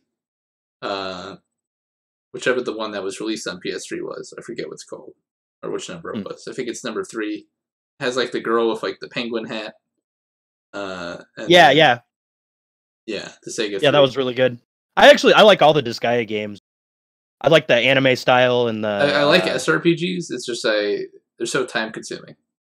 They are, and you got to grind, grind, and I just hate. Then you got to create characters. Grinding in single player games. I don't know that you end up putting more hours than you ever intended to. Yeah, the Sega 3 had multiplayer, but I just hate grinding in single player games. It just feels like I'm just just show me the next story cutscene. Just want to keep going. Yeah. Like I downloaded. I bought some of the Neptuna games on sale. Hyperdimension Neptuna, and I tried playing through them, but they're just like you gotta like do this stupid JRPG shit, and I'm like I don't care. I just want to see the cute girl cutscenes. Right. And I never played those, but I've heard of them. The art's cool. I don't know the art. I'm sure I could probably mod it or like just cheat somehow and play through them faster if I really cared enough. But you don't want to grind. Yeah. That's funny. Yeah, I think I have a few of those because I got them all on sale one day, pretty cheap. And there's always the images from them always get posted. So I'm like, these characters must be cute and the story must be good if these people love it so much. But no, they just kind of like JRPG grinding. Yeah, that's no good. And that was bad when it was on the PlayStation 1, let alone modern. And it's stupid because the reason those games had that style of grinding was to artificially extend gameplay length. Oh, okay. Pad out the game time. It wasn't to do anything. It takes 60 hours because you got to grind and. Yeah, so you'll feel like you got your money's worth out of the game at the end, but you really didn't. Right. That's funny. They really used to do that a lot in the old arcade stuff and like. Oh, exactly. Yeah. Nintendo and stuff like that, where they just made the game fucking impossible. Oh yeah, the difficulty to make it impossible, so you spend more quarters or you play exactly. I play a lot of like overhead shooter games too, like Bullet Hell and stuff like that. Yeah, I played a few shmups or shumps. Shmups, like shoot 'em up. Well, isn't it shumps? I don't know. I always said shmups, but it could be different. Shmups. But yeah, I had a thing for those for a long time, and I got a lot of old ones. I think it is shmups. Okay. I think it's shmups. Yeah, you're right. I only played a few of the Toho games. I only beat one of them with continues. I didn't actually one credit clear it. It's kind of a scrub. But I did beat it, and I was proud of that. I was like, yes. Yes. Those are actually really rewarding when you win, because they're so fucking hard. Yeah. I think it was Perfect Cherry Blossom I beat. Oh, okay, yeah, that's a pretty good one. Yeah, that's a pretty good one. Of course, I was playing it on the easy mode character, but you know, playing it on homing bullet Yomu. Right. Yeah, I like those. Shoot 'em up games. Those are then you get really into the bullet hell side of things, and it gets crazy. Yeah, Dashneys, it's not my fucking end, it's YouTube. I've dropped 0 frames in OBS, so it's some weird shit going on tonight, Dashneys. Yeah, I've been getting a little bit of buffering, but buffering. Nothing too like it's like micro stuttering. Yeah, it's weird. I don't know. So do you want to, since we've gone about 90 minutes here, do you want to talk about some political shit or? Oh yeah, sure, if you want to. Yeah. Yeah. I've been because I've been kind of following that too, and I think it's funny because they get the the alt-right meme and getting I think they're just using it to label. They want to just label everything and call it something bad, and everybody's racist, sexist. I mean, that was apparent ever since Hillary Clinton uttered the phrase in one of her speeches. Like ever since that moment, there's no reason to really associate with the term unless you're just like a money-grubbing shekel whore. I completely agree, and I think a lot of the people that are in it are just kind of getting the wool pulled over their eyes and stuff. A lot of like the TRS faggots and but the leader guys I really don't like. I mean, anybody that thinks they're the leader, I don't know. Well, they have delusions of grandeur because they're not actually working up to build a political ground game. They're not working. Yeah, not at all. Yeah, they're not working. It's just all about money. Actually achieving political goals. They're just trying to make this giant fan club. Like both the Proud Boys and the TRS, they have like these little clubs around the nation, but they're not doing political activity. It's just like a little hug box club that you pay for and you feel special for going to. And then and then they get convinced that they're some kind of big hero now. Yeah. And they don't actually do anything. They don't actually canvass, they don't fucking like promote candidates. They don't even run. They don't run. They don't even run the candidates. And they don't even have enough money to like do like amica briefs to various cases on the Supreme Court or like submit legislation to Congress. They're just not fucking doing anything. And you can I don't know. Maybe I'm from an older time on the internet, but you don't go around like telling everybody all your information to try to sound cool. It doesn't make you sound cool. It makes you sound like a faggot.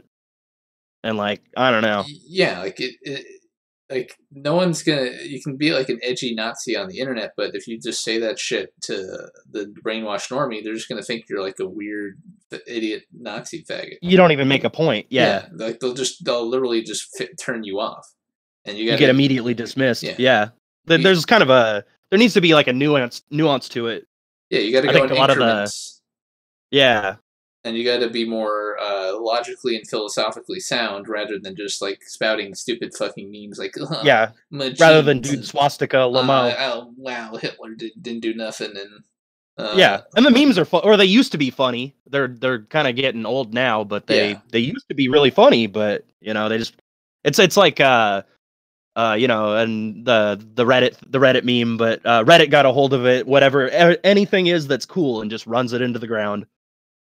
Exactly, and you got to focus more on convincing people on those logical policy points. But it really doesn't even matter, though. I agree, because like you'll convince somebody of something, and then they'll be bombarded with. So they'll just go around. Either the TV will be on or in the background, or they'll be at work, and some idiot will parrot something from their education or television. And it's just like this giant wave of bad information that just pushes them back towards the stupid side. Exactly. And it's really it's coming from all sides. Yeah. It's really up to that individual person to disconnect from that stuff. Like you can tell them of the important information, but they have to take the leap. They have to be consciously getting the bad influences out of their lives and media and such. Like I agree. I think trying to convince some people is just a waste of time. Yes. You gotta you can push them in the right direction, but it's ultimately their decision and their prerogative because they have to put an effort in to truly like formulate something outside of what they're being told, just around them through osmosis.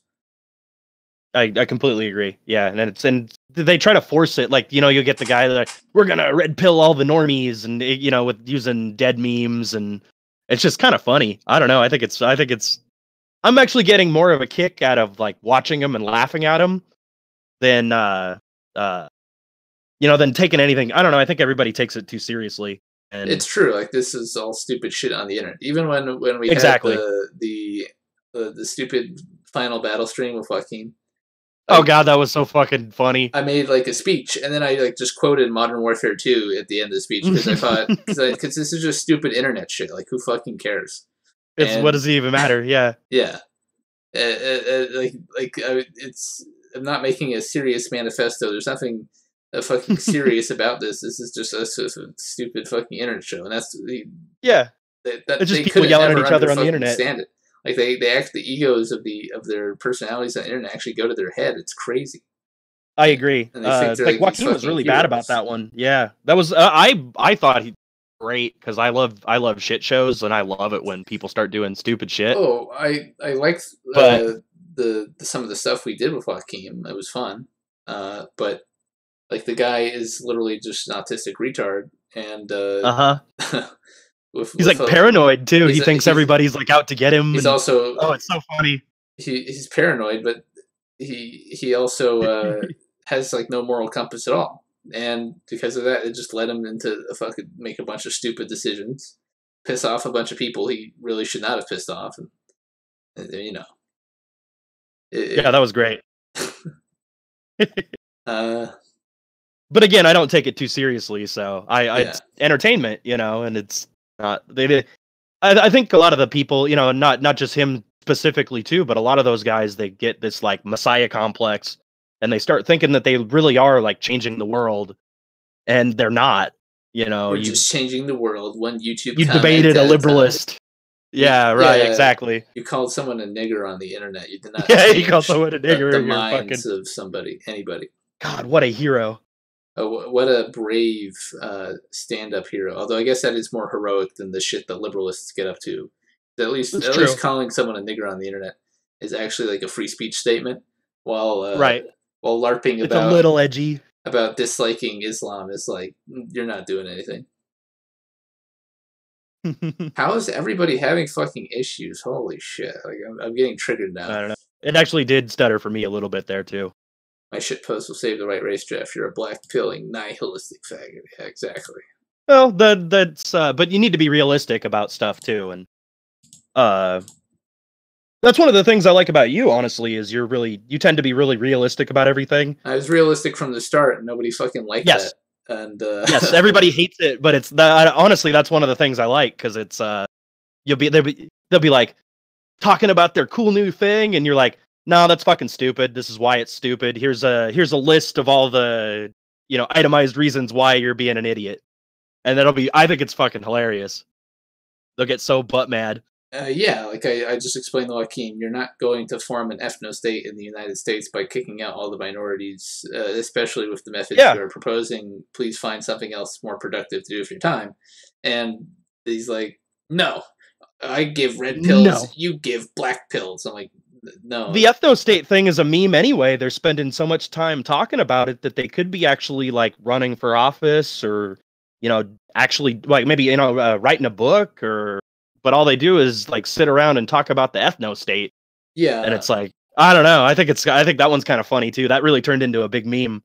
Exactly. And it would be nice, but will it happen? I don't think we should give up land. Via balkanization, maybe, but yeah, it could, but I doubt it. If anything's going to get balkanized, in California. If balkanization happens, I think forming the ethno-state is going to be the least of your issues at that point, because that are very bad things to be happening. You'd be more worried about farming than like farming, about like your currency depreciating because it's now like some random. You probably have like Bitcoin as your store of value because everything else is like broken down, and I agree. It would be fun. It's a lot more realistic. That's a lot more. There's more realistic problems than how many white people you have, and I don't know.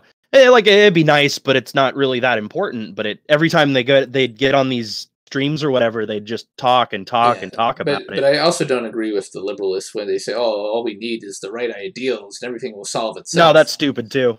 Because, that's not going to work at all. That's what got us into this situation in the first place. Exactly, because the the conservatives, where basically that's what their whole thing was. Is okay, so we just have these liberty-minded constitutional ideas, and everybody will be on board, and then we'll just have all of a sudden all the black people will magically be constitutional. We'll just have this great they don't civic even know what nationalist constitutional republic. No, it doesn't work like that. No. People organize. Well, the neocon movement is a big Jewish movement, and they're the ones that push all that stuff, and that everybody's totally equal, and it's just a matter of ideas, and if you give them the right idea, they're just going to go along with whatever you want. It doesn't work like that, and they've been, and I think it's like the kind of a setup thing, because then they steadily lose ground, and they continually lose ground. Yeah. And, we'll compromise on this one thing, and we don't want to be called racist, or we don't want to be called sexist, or we don't want to be called whatever. Because then they're your opponent, and they'll just say any random activity that you do is racist or sexist or bigoted, and then you get to where we're at right now, where it's just absurd. Yeah, they're better than you because they didn't do this or that activity, and it's like completely arbitrary what they're defining. I agree. As racist or sexist, and then you've fallen for your opponent's trap, and they've just you lose no matter what. They've cucked you because you don't want to get called conservative. And I remember back during the Republican primaries, that was so fucking hilarious to me that they were like talking about the term cuck and conservative on national television on these. I love that. I thought that was beautiful. That was probably one of the funniest things where the internet crossed all these lines and bled over into real life. I think both 4-pole and 8-pole during that time they really did have this beautiful this organic upward movement of like meme generation and like and these like little grassroots meetups and all this stuff and like and rigging all the polls on the gay meetups, the news websites. Yeah. So they would just use proxies and make Trump win all the news websites and just shit post about fucking Jeb and Ted so Cruz. Funny. And I think the Jeb memes, I still like the Jeb memes. We're gonna actually have a Jeb surge, but it's gonna be in like 3574. 3574. And Robo Jeb is gonna clean house after years of humiliation. Yes. He's gonna get every electoral vote, and then we're gonna live in the Jebno state. Please clap. Please clap. They're kicking me off stage. Please clap. My favorite, that was my favorite one, where he just like, there's just a fucking luncheon, and Jeb Bush just runs up stage autistically and tries to start speaking, and nobody wants to see, like, hear nobody even wants him there, and he wasn't invited, and they just like escort him out their fucking room, or he just goes back and sits down at someone else's seat, and like the camera just awkwardly pans to him. He looks all depressed. He looks like he's about to commit suicide. Yeah.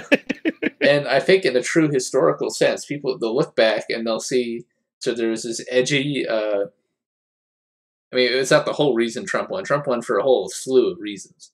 But there's this edgy counterculture that it combined with like the sort of decadent and stupid behavior of the political elite. And it sort of demolished the public image of the political elite for the populace. And it was like it had a lot of humor in it too. Exactly. And it's edgy, mean. Do you remember those videos made by Vic Berger? Oh yeah, I watched some of those. He's a dirty commie, but his videos edits were really funny with like fucking. But it was funny, yeah. With like just stuttering Ted and fucking like the booger on Jeb Bush's mouth. Yeah, that was great. It's just like hating on him openly, but they were such they're so easily hateable that it's lying Ted and then he turned into Lion Ted. Lion Ted. I love that fucking that Southern guy who confronted Ted that one time. Who just had that hilarious way of saying Lion Ted. And Lion Ted. Yeah, that is good. That was great. that fucking. And they were just such terrible candidates on all sides. Yeah. Donald was just using fucking memes. It was beautiful. That was beautiful. Donald! The delegates Donald. They're my delegates Donald. My army of skelegets Donald. Skelegets. I like the skelegets meme. That was a good one. My skeletons will rise after 1,000 years. After 1,000 years. And the Zodiac Killer shit, that was also fun. So good. So good. It was just this natural upswing of making fun of all these people. And the memes did filter down. They filtered down to Facebook and then to the normies and then to real life. And there was this They were effect. just so easily, they were so easily mocked that it became, like, just fun to mock them. It was basically this giant group of fun-loving anonymous artists. Kind of like how the 60s had all these famous musicians with the counterculture.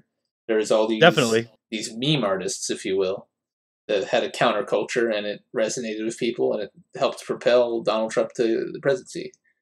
And I'm not going to say it's like, oh, the reason Donald Trump won is because of the 2% extra he got from the 4chan boost, because that's irrelevant. I think I've said this before, but when you're counting up the election, you can choose any 2% to be the deciding 2%. So it's a meaningless thing to say. Yeah.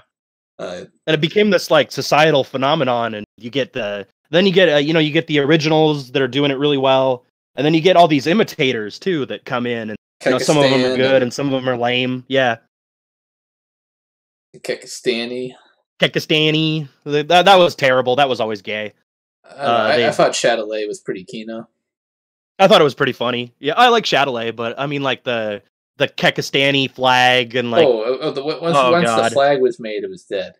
But I think the Praise Kek and the Chatelet, when it was trying to be like this esoteric. Praise Kek was good. When it was first around, it was funny. When it was trying to be like this numerical Ouija. Yeah, this fucking fake religion. That was fucking funny. That was great, yeah. And that's also why Ebola-chan was fucking hilarious and why I love Ebola-chan. I liked Ebola-chan too. I like that one. She will save us all eventually. Eventually, she will destroy Africa and save the world from global warming and depopulation. I like Earth-chan. I like pretty much all the whenever they make an anime girl out of some topic. I like pretty much all of those. Earth-chan or like Winter-chan was a good one. Yep, and it's funny that those are now becoming normie memes. Yeah, it's kind of too bad, but I don't know. I see, because they pick up on it and they think that they're hip. It is hip, yeah, and it is like a little cool and it is a little edgy, at first, and then they just run it into the ground. It just gets that Reddit phenomenon. I do. You know about Yandir Dev, right? Yeah. That guy who fucking self-imploded. He did sort of keep the Ebola-chan meme alive, because it was sort of this esoteric, weird-ass fucking board meme that had some news articles. It was really dark for a while. That was super fucking dark. And then he just put her as like a character in his game, because like he doesn't actually make video games, but just puts characters in, because he's like a weird autist. And that like then a bunch of little kids played Yandir Simulator, and they saw Ebola-chan. They're like, oh, Ebola-chan, haha, that's cool. And just like kept the meme alive for some reason. Yeah, it did. It kind of blew up after that. Well, I liked it better. I gotta be honest. I liked it better when it was like more of a niche, edgy. Oh, I liked the super edgy, super shit. Dark. Yeah, when they were posting on the Nigerian internet forums about like the doctors being part of the fucking Ebola cult. And everybody's fucking and none of the Nigerians believed them. No, none of the Nigerians they didn't want to get them. treatment for it. Yeah. No, none of the Nigerians believed the shitpost. It was only people like false flagging believing the shitposts. Oh, okay. I didn't follow it that close. Yeah, but... I was reading the thread, so I opened the thread with the Nigerians while they were doing this, and like the Nigerians were all like, "Wow, you're fucking stupid. What are you saying?" And well, that's funny. And it's just like these two accounts trying to like false flag by saying, "Oh, I know what you mean. I saw this doctor being a part of the Ebola-chan cult." It's like nobody was actually fucking believing that shit. Intentionally infecting everybody with Ebola. Yeah. I mean, it'd be great if it happened, but as long as it just stayed in Africa. I had these morbid hopes about it, like infecting the Hajj, because it was happening around the same time, and then it like spread through like the whole Islamic world and all the countries in the world via the Islamic Hajj. But Saudi Arabia actually took precautions, unfortunately. So. Oh man, that would have been great. Would have been great. Just solve all the problems. I liked Winter-chan for that one too, because that's just gonna. It could have happened. Global cooling is gonna kill them all. Western Africa, North Africa, but they had travel restrictions from those countries, so they were completely sure. that none of the Ebola That's funny. came in. Oh man, well that's too bad. I know. They're no fun. It was so close to a Black Swan event and the real rise of Ebola Chan, and then I would have been part of like some Ebola Chan cult, and Yeah, be the the one of the priests of the Ebola cult. Yeah, priests of the Ebola cult, and just have our underground meetings about spreading the good word. That's great. But unfortunately, that timeline didn't happen. Oh man, yeah, because I liked it when it was all dark. I like I like it when they're really dark and like it's about like I don't know, murdering off. Because that's true anti-humor. It's not like fucking Rick and Morty anti-humor. That's true anti-humor. Fucking bullet shit. Exactly. Yeah. And then they get the big normie things, and they take the meme, and then they just make it not fun anymore. Yep. Instead, we have Kekistan as the meme that gets to live. Yeah, that's too bad. I think as far as meme natural selection goes, we have a terrible process, and we only get shitty memes. Only the shitty memes survive. Only the shitty ones, except for Bane posting. Bane posting is still good. Bane posting will never stop be funny. It's getting caught part of your plan. I'm doing my. It would be very painful. Crack posting alive. Are you guys actually doing that on my recommendation? I mean, I don't mind, but if someone gets angry about the state of the Madoka threads on A, and then say the crack shit posting, hey, look at this stream where this guy told you to go like annoy anti-crack gun and ruin the threads, then they hate me. Which I mean, I guess it's any publicity is fine, but yeah, please don't.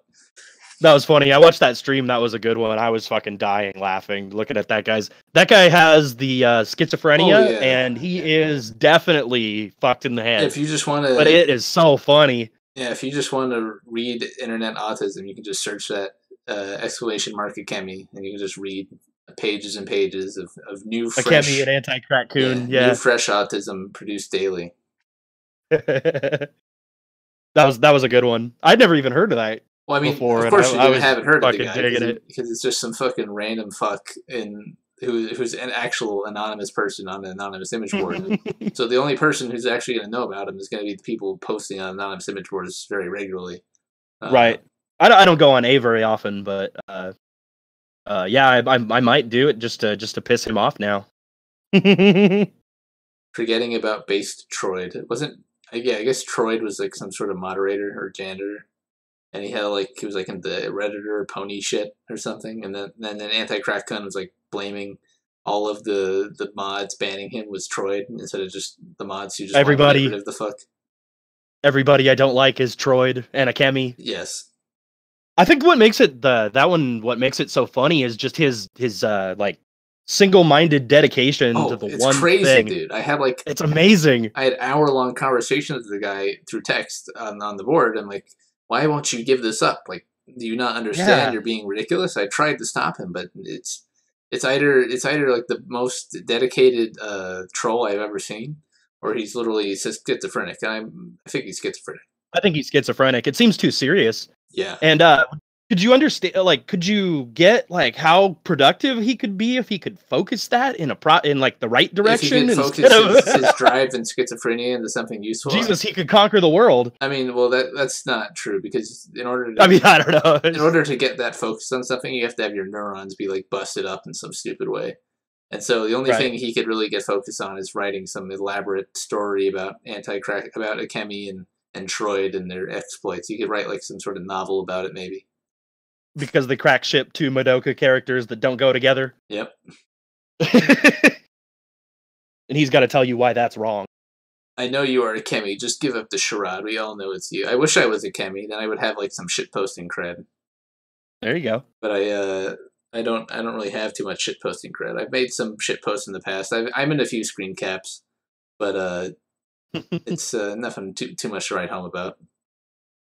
That's funny.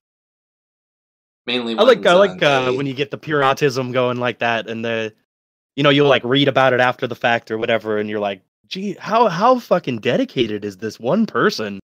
Yeah, like looking outside. I mean, looking inside from the outside is just like, oh god, it's so crazy. seeing those sorts of insane people. And I'm sure there's many people like Anti-Kraken on other boards and doing other things like that on that website who are just as crazy doing just as degenerate shit. But that's Anti-Kraken is just the one I knew. That's funny. Yeah, that was really funny. I enjoyed that. I love a good shit show, and that was I really did enjoy that one. It's true, Dark Ghost, when I am only in A and B caps. I'm not in any pole or B caps, but I am in a few A and B caps that have been floating around. And I was in some of the threads that have also been capped for a lot of stuff, so I've been around. I've always been an avid poster. I know a lot of people don't post that much, but I always found posting the most fun part. And arguing with people. I like it too. I try to I'll like kind of stay out of it until something will get really going or something, and I'll then lurk a lot. In. Yeah, but you come in at just the right time, and you know it's kind of fun. It is fun. I was on the original "It's Okay to Be White" thread. Mm-hmm. That was pretty fun. I was in the thread where the A screen cap where it's like saying they're all like a bunch of cock hungry slut ERPers. I like shit posted in that thread, and then I was in. They're not wrong. And then I was in some thread right when the face rig anime shit came out. I was like messing with it, and then people did some fucked up shit, and I was in that thread. That's cool. And then there's some other things. Yeah, that's funny. I like when they do. I don't know. I like when something it'll like really blow up and it'll turn into this big thing. Oh yeah, and then there is this one anime. What's it called? Daily Life of High School Boys. Oh, I remember that one. It's like this little comedy anime. So in the thread for the final episode, me and a few other Anons came up with this theory that the show all took place in whatever the guy's name is, Tadaki's mind. And we corroborated it with like a screen cap from episode 4 and 12. So like in episode 4 he lays down on his mat to nap, and in episode 12 he wakes up. That's funny. It was all just a fucking dream. And then people were like just shit posting about that for a few thousand posts, and that was funny. It turned into the official lore.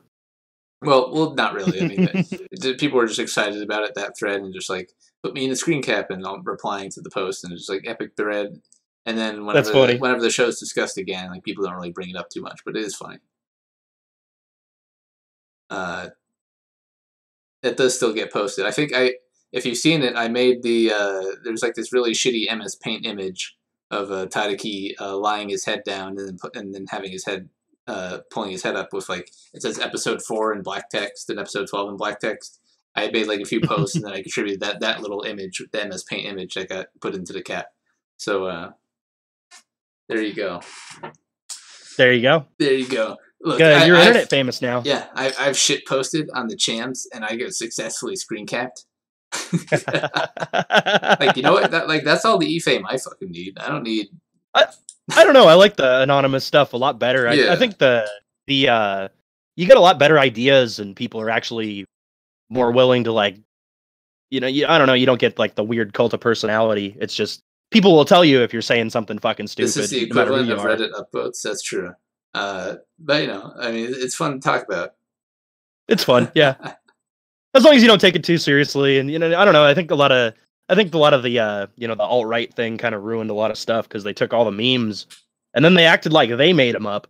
Oh yeah, and it's like they had nothing to do with it, and it's just just classic fucking Reddit forum, Yeah, exactly. And you could tell they just had that fucking mentality that doesn't belong on the website, and I tried bullying them on poll for a long ass time, and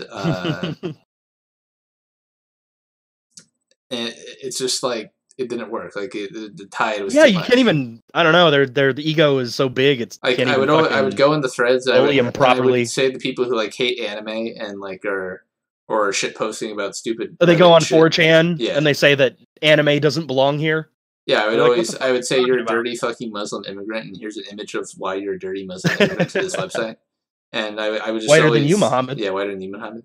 I would always go around doing that, but like it's just now it's like pointless. There's just so many fucking Redditors that it wouldn't even matter. Yeah, I don't know. It's kind of too bad, but it's funny. Yeah, they still I like when they take it themselves too seriously because they do get it. Sometimes it's easier to get them all pissed off.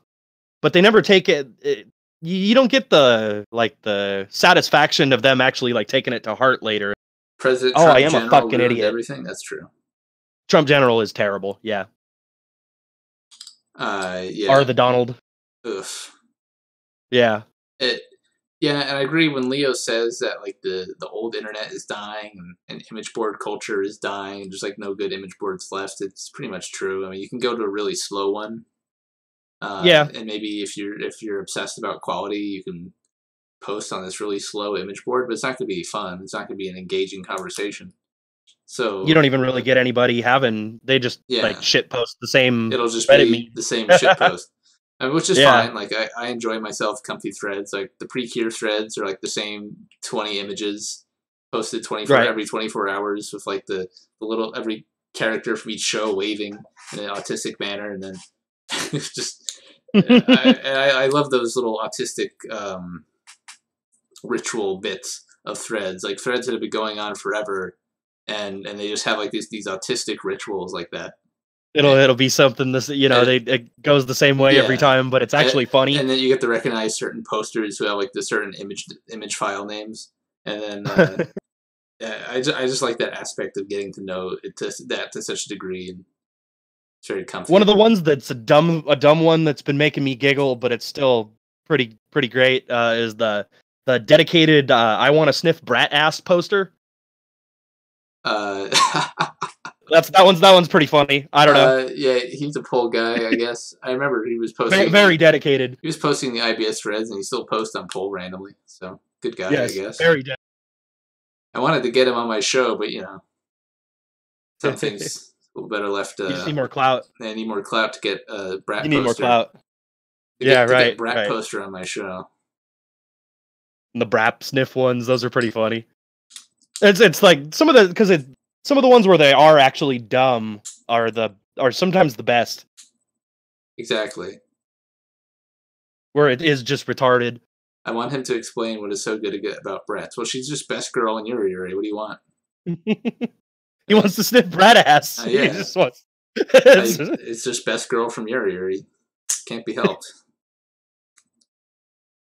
But he's super dedicated about it, and that I don't know, for some reason that makes it even more funny. Or it makes it actually funny. It makes it funny. Yeah. I also find, I think we talked about that guy, the other guy as well, the Boku no Hero Academia shit poster on poll. Oh yeah. And he's a total shit poster, like commie shitbag, but it is funny. Yeah, everything's communist. I find his shit posting funny just because he always uses the same images. I enjoy that guy too, like genuinely, just because it's so stupid. Yeah. And he's so dedicated to being like a full-on communist. It'll be like a coin flip whether people reply to his fed or not. Like half the time it'll just die, and then half the time there'll be like 200 replies of him successfully baiting somebody. Right. And then everybody gets actually pissed off at him, and they think he's actually blue shill. I mean, I could think he would be a share blue shill, but he could just be an autist, Like it really could go either way. Like an autist who likes trolling people who are right wing and just does it because it's extremely easy to troll the people who use 4chan poll in the current year. Like you could just say any fucking nonsense. Like I could just post a thread right now. I could post. Poll's been shit lately. It's just been fucking terrible. I could post like, why do white men have tiny cocks or something, and it would get like 300 replies. The daily white male Asian female thread. Yeah, it's like why haven't you gotten a pure Asian waifu yet? That thread, and then it'll just have like 400 replies. Why aren't you having trad children with the trad Asian waifu? Why aren't you mixing the rice? That's fucking funny. Are you a rice mixer, DickMcBastard, or are you pure no. Bavarian children on the way? My wife's not. She's not. She's got like a little bit of Native American in her. Oof. And so I would say it's not a pure 100%, but I don't really care. Yeah, well, she's my wife and I love her, so of course. Yeah. Yeah, like, and I'm not super. I don't know. I think everybody takes all that shit way too seriously. To a degree, yeah. But I mean, I think from a practical standpoint, it's like racial politics are inevitable, and then the groups that Yes. are that, And I support it. I think Yeah. every, you know, that, but in the disconnect between like the ideal and the actual practical application can be really big. And then you get Yeah. people like you know, like Mike Hard- Enoch being Jewish and then preaching, and they you get know, like white supremacy. Hard Carlos, who has like zero identity, and it's just like a pile of nothing. Right. It's Or just- he's so it's mixed like- he doesn't even know what he is. Yeah. It's just like so sad. It's like even It is. even at least and SMG, then he's kind of just like a lost person, you know. at least SMG has embraced his mutt nation Mexico and has like an identity. But poor Carlos is like he's trying to be this American civnat, and it just has no identity or history or culture to speak of, and it's sad. He doesn't belong anywhere. Yeah. And you kind of see some of his politics and some of his other stuff. It really directly comes from that, not belonging to anywhere. You know, if he was pure Mexican, he could be Mexican. If he was, you know, pure white, he could be white. Enough, but... like immediately we had Anal Vape on afterwards back in the original BYBS days, and he was also a mutt and also had the stupid fucking liberalist ideology. And exactly. It's just like, wait a minute. Sargon must appear, and then it turns out, it turns out that the Sargonites are all fucking mutts. You know, yeah, they're all a bunch of mutts, and then they're fucking. That's why they made fucking sense. It all fell into place. But yeah, it's just like if. But you can really see the correlation between their like stupid gay politics that don't make any sense, and then their like lack of a real identity. Exactly, it's very clear, and the groups that are able to successfully organize and then have these policies cater to them in a very specific way, they'll just become more elite and powerful in society. And exactly. You can't just abandon that because it's good. Like ideologically, it's good to not be a identitarian, as they say, or whatever.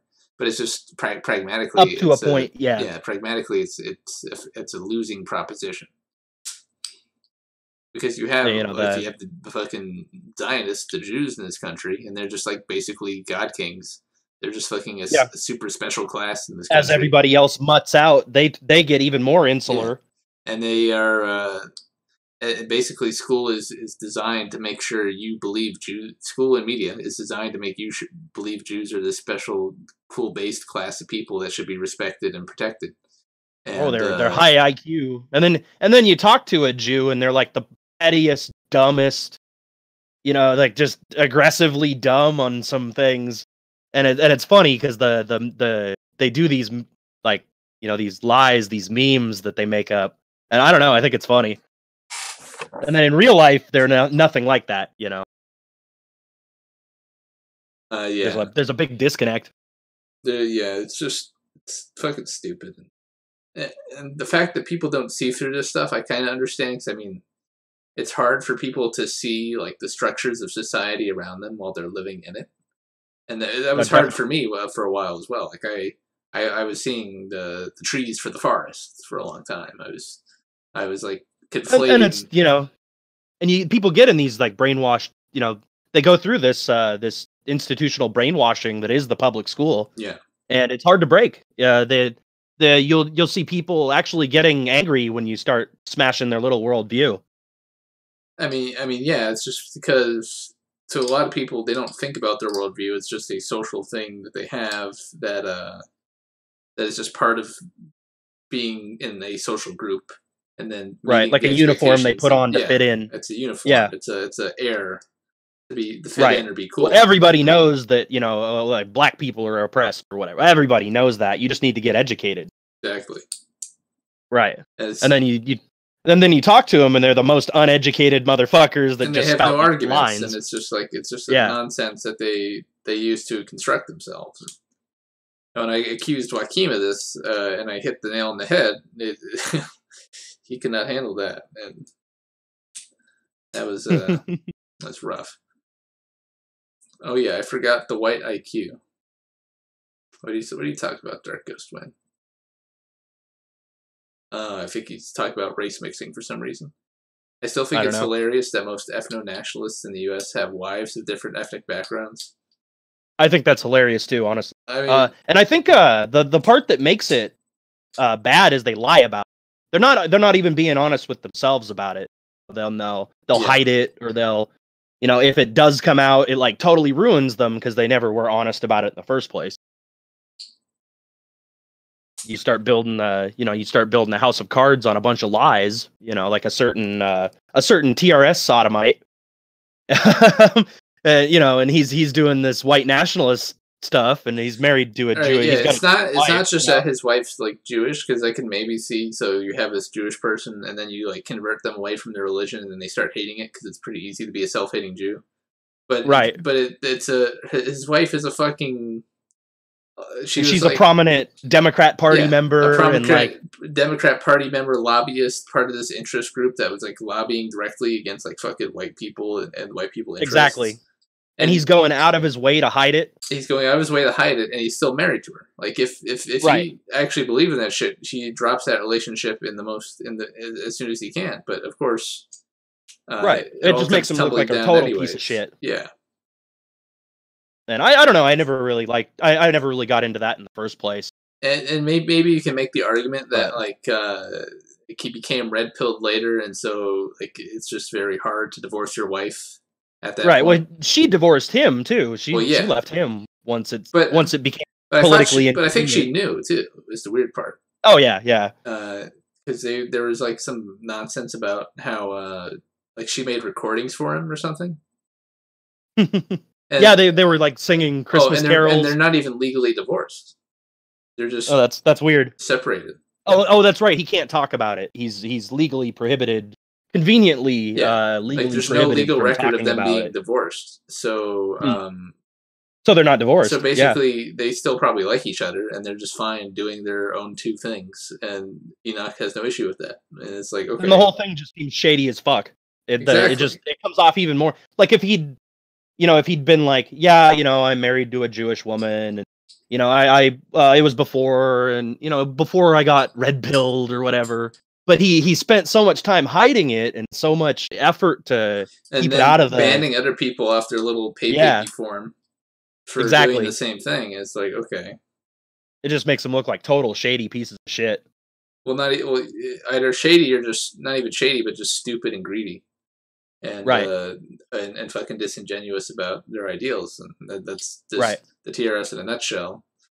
And when just totally full of shit, but it's kind of like just making things to make money. It's like a cult of personality at this point. If you tell one of their fucking little TRS cultists that they're basically from the something awful and they're fucking gay and stupid, then they'll like call you all little leaders names. Full of shit. Yeah, they'll call you all these names like, oh. Hey, you're just like a Sivnat who likes black cock or some nonsense. Sivnat, shill, you're a Jew. Shill, you're a Jew. Oh. Yeah.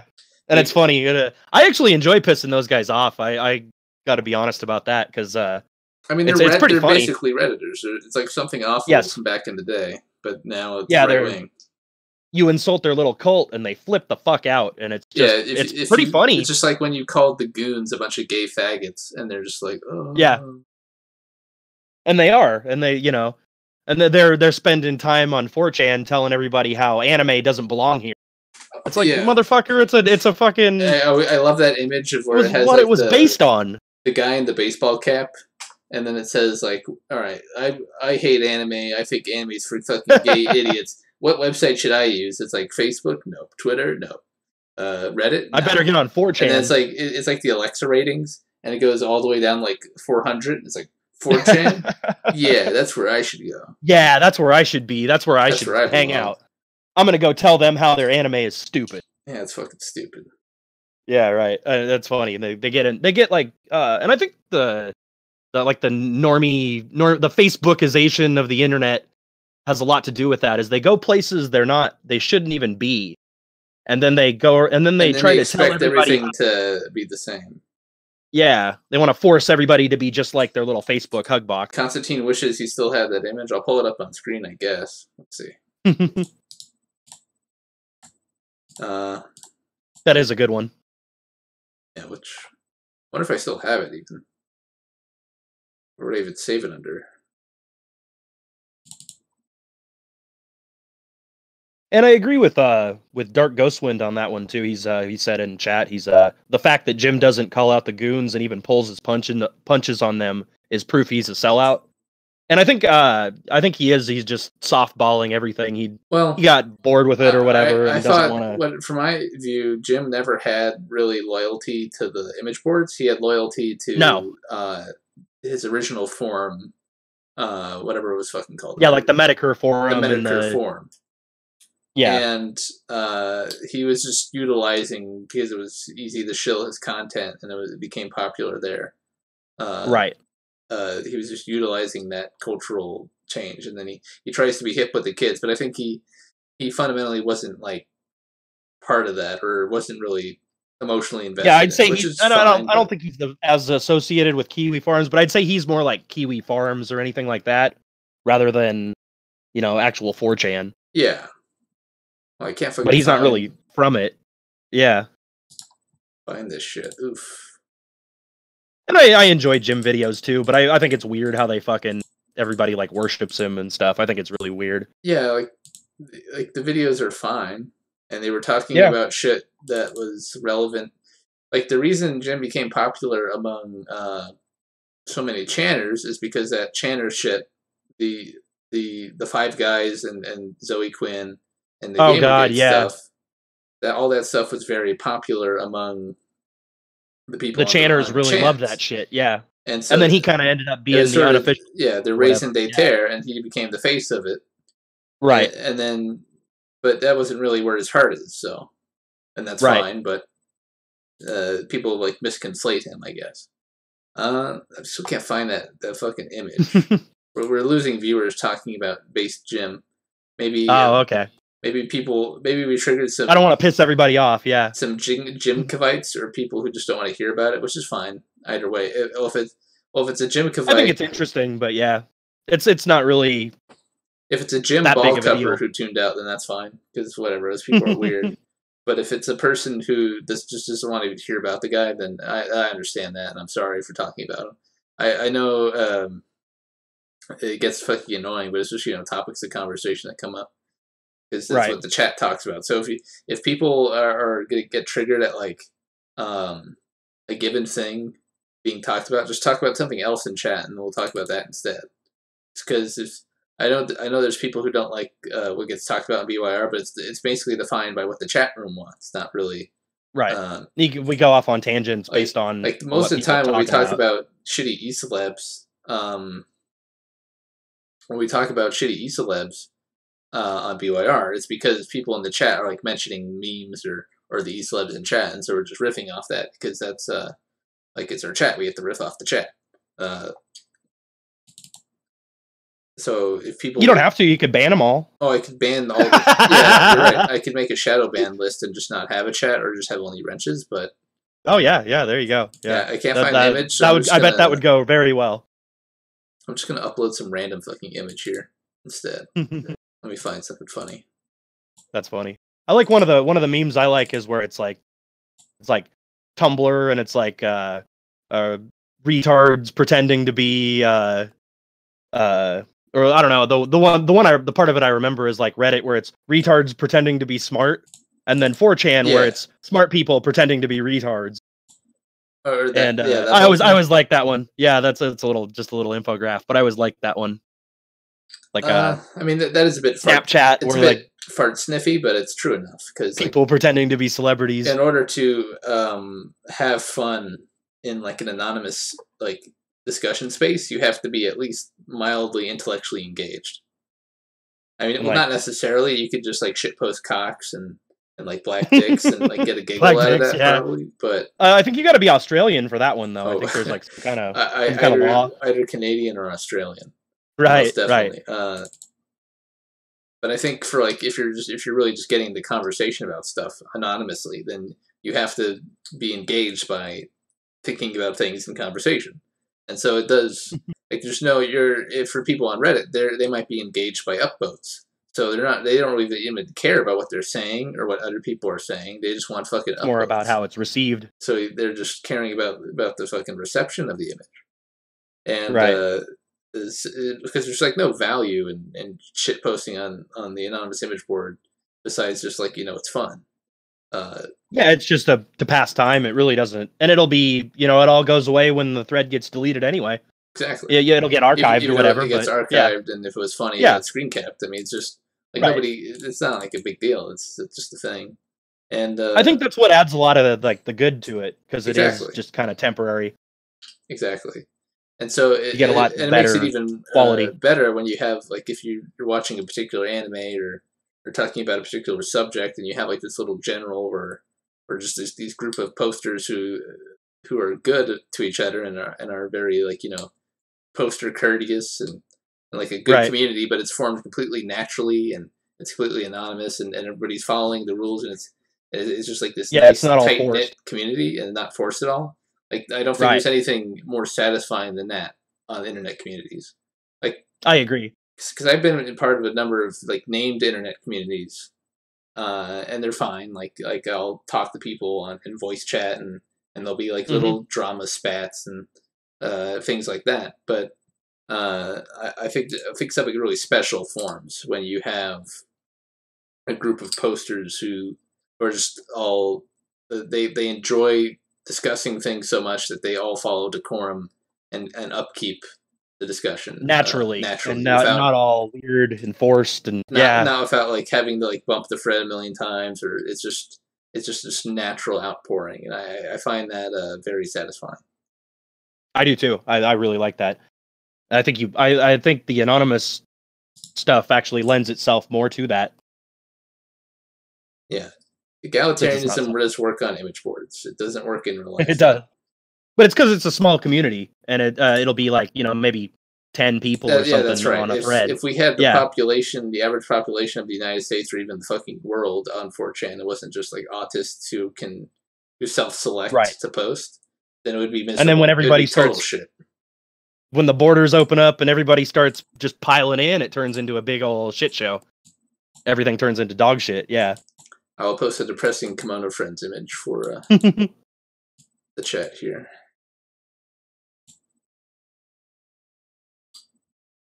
You have to be on good enough filter on the site. Usually it's the filter of obscurity. Yeah, exactly, exigent time. So like my most preferred place to be on the site is like it's an A thread for a seasonal airing anime that I like, but it's not too popular of an anime.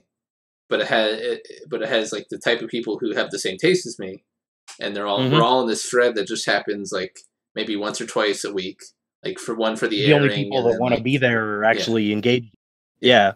So everybody who truly cares is in this little thread, away from all the fucking shitty shonen DBZ shit posters and the fucking utter nonsense, and that's where it's good.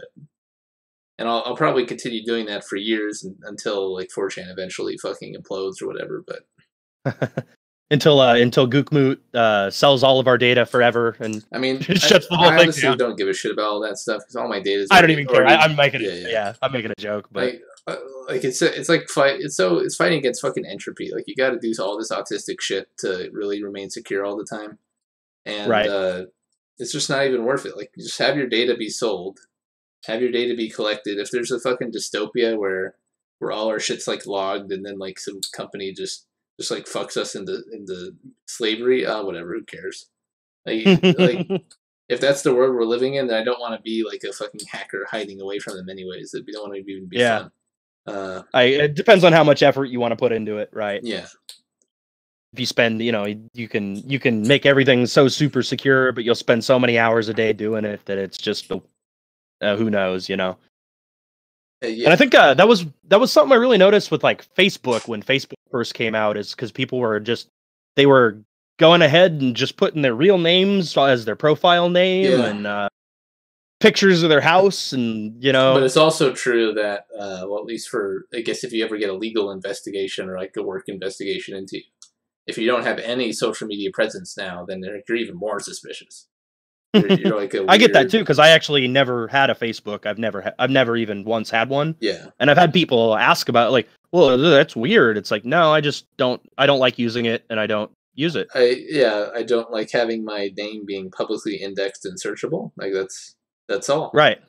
I don't like that. Yeah. If that's weird, then I'm a fucking weirdo. Yeah, that's fine. I'll be a weirdo then. It's very simple. Yeah, I'd rather not have my name be publicly indexed and searchable with my picture and I don't like address. that with all your pictures and your address and pictures of your house and because you hear about people like they go on vacation and they like post all their vacation pictures. They come back and their house is robbed or something. Yeah. Yeah, or like let's say you're walking down the street and there's just some psychotic fucking autist. And you piss them off, they take a picture of you, and then they just find you on the internet, and then they just like fucking murder you or ruin your life or whatever, just because like you bumped into them. It just meant, why are you making it so easy? Yeah. Yeah, exactly. I don't know. I always thought that was really weird, and I never really got that. But I'd always been on like I'd been on the chans, and I'd been on everywhere I was. You always had a handle, or you had you had an alias, and then you'd use that as like your persona and whatever, but then people started using their real names as their persona, and I just thought that was the weirdest fucking thing. Yeah. I mean, it's normification. The worst process in the world. They don't have enough creativity to make a persona, or, like... And what the worst part also is that, like, something new and exciting will come out, and it'll be normified before, like, the end of the fucking week. Like, it's fucking crazy. Like, VR chat. VR chat used to be... It was just like a fucking weeb haven for all the autistic VR LARPing, and then some stupid fucking YouTubers started doing it. Now it's just full of like Russians and normies. Turnaround on it, so crazy, yeah. And in 2 weeks, like this little VR fucking weeb haven gets fucking destroyed and invaded by normies, and it's like, so then when is there going to be an actual good thing that isn't invaded by normies? And I think never now. It's fucked until I guess Web 2.0 or right. There used to be like a barrier for entry. You used to have to be able to know how to set up a computer, or at least, or set up a. well, yeah, you're right. Because now everybody has phones, and like I'll look at my video analytics, and it'll be like 50% watched on a phone. Like, what the fuck? That's crazy to be like, these must be children watching my videos on phones. I'm like, okay, which is weird. Like, why would children watch these videos? That is weird. I think I'll pull it up right now. There's something to talk about. I'll watch, like, if I'm at work, I'll put in headphones and I'll listen to streams while I'm working. Like, do you watch like the VODs of this and BYR or something? Or? Yeah, sometimes, yeah. BYR is on at like a magical time where I'm usually home. Yeah, like, well, we have a scheduled time, and I think that's good. I think it's good to have a scheduled time. Yeah, I like that. Although I usually show up late because either I forget about it or I'm forced to go do something around that time. Or because you're like at work or you're doing something and you're listening to it in the background and you don't get to like engage as much as you normally would. But then it's fine when you're back home on your computer or whatever. At least it's something to think about, and Yeah. And rather than like getting famous and making money off this shit, like I don't really care about that. I just want to replace what I can no longer get because 4pole and 8chan are dead.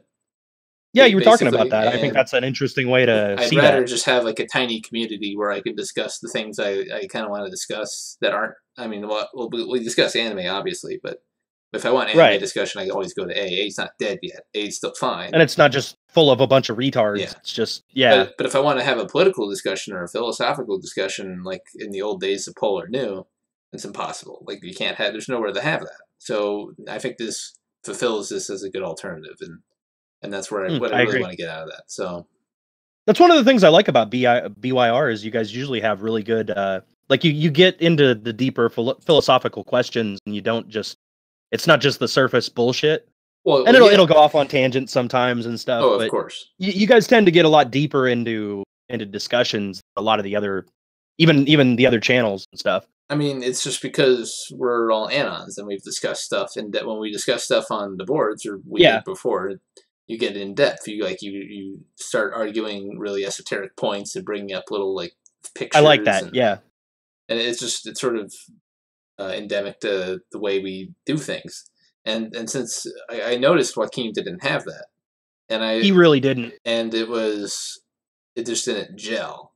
And Ancap, one of the things that made him such a funny guy for that is when he'd go on the it was the try to chill himself, and and he'd just be so bad at He it. had fucking like Reddit spacing and just like wrote these giant copy pastas, and everyone fucking made fun of him, and it was hilarious. He'd write like paragraph. He stuck out like a sore thumb, and it was just fucking hilarious. But it was great. And it was fine having Joaquin on the show if he wasn't such a fucking spurg who could, like, you know, not take the internet seriously, because it provided a contrast. But then again, if he didn't take the internet seriously, he wouldn't be such a goofy spurg to hang around, and it wouldn't have been fun. So I guess it was inevitably doomed from the start. It was kind of a weird balance of it too, because what made him so funny and entertaining, you know, watching him crash and burn, you know, when he'd try to do these like basic internet tasks, like just barely even fitting in or whatever, and he can't even do it, you know. So what made him funny and what made him entertaining to watch was also like his total downfall, and you can tell he wasn't gonna last. All right, yeah, I was gonna look at my demographics on YouTube. My 100 viewers or so, my 100 regular viewers. Let's see, break them down. Huh? Let's see. Interesting. 2% female. I must be doing well. There you go. That's like Ricola and her friend. Got some feminons. Let's see. So it says 43% 18 to 24, 57% 25 to 34. But I don't believe that. So I think 18 is probably children. That sounds about right. Yeah. Oh, and the country stuff's interesting too. Let me see if I can. Yeah, it's I don't know if it was you or Ancap that was talking about it, but there's like a whole bunch of South American.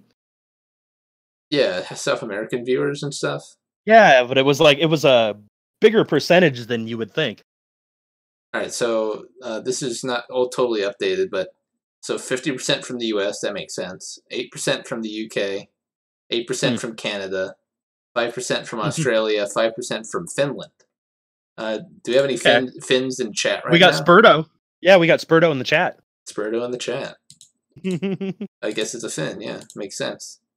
That's funny.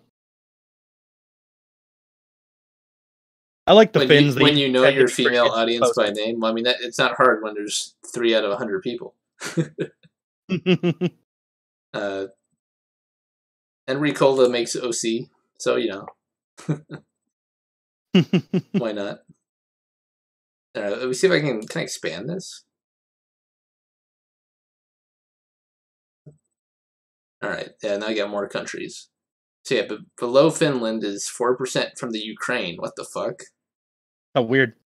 I have fucking. So we've got a Ukrainian or 2. 30 views. I have 30 views from the Ukraine, and he's a dedicated watcher with an average view time of 1 hour and 35 minutes, which is extremely high. Oh, he's very dedicated. Yeah. Yeah, like whoever you are from the Ukraine, thanks for watching. I guess. Then we have a Japanese watcher. Interesting. Or a few of those. And then it goes down the list for other countries. So we have some unknown region proxy watchers. Unknown. But they're watching from the moon. Wait a minute. I have 2 hour. Wait, the fuck? Oh no, I was misreading that. Okay. The Antarctic Nazi bases. I have a very dedicated watcher from New Zealand. That might be Joel from back in the day. Probably. Yeah, probably. And then yeah, because he's a Kiwi. Yeah, and I have some viewers from the UAE, 21 minutes viewed from the United Arab Emirates. Very strange. That's Ancap. It's probably Ancap. Yeah, that must be where he's from.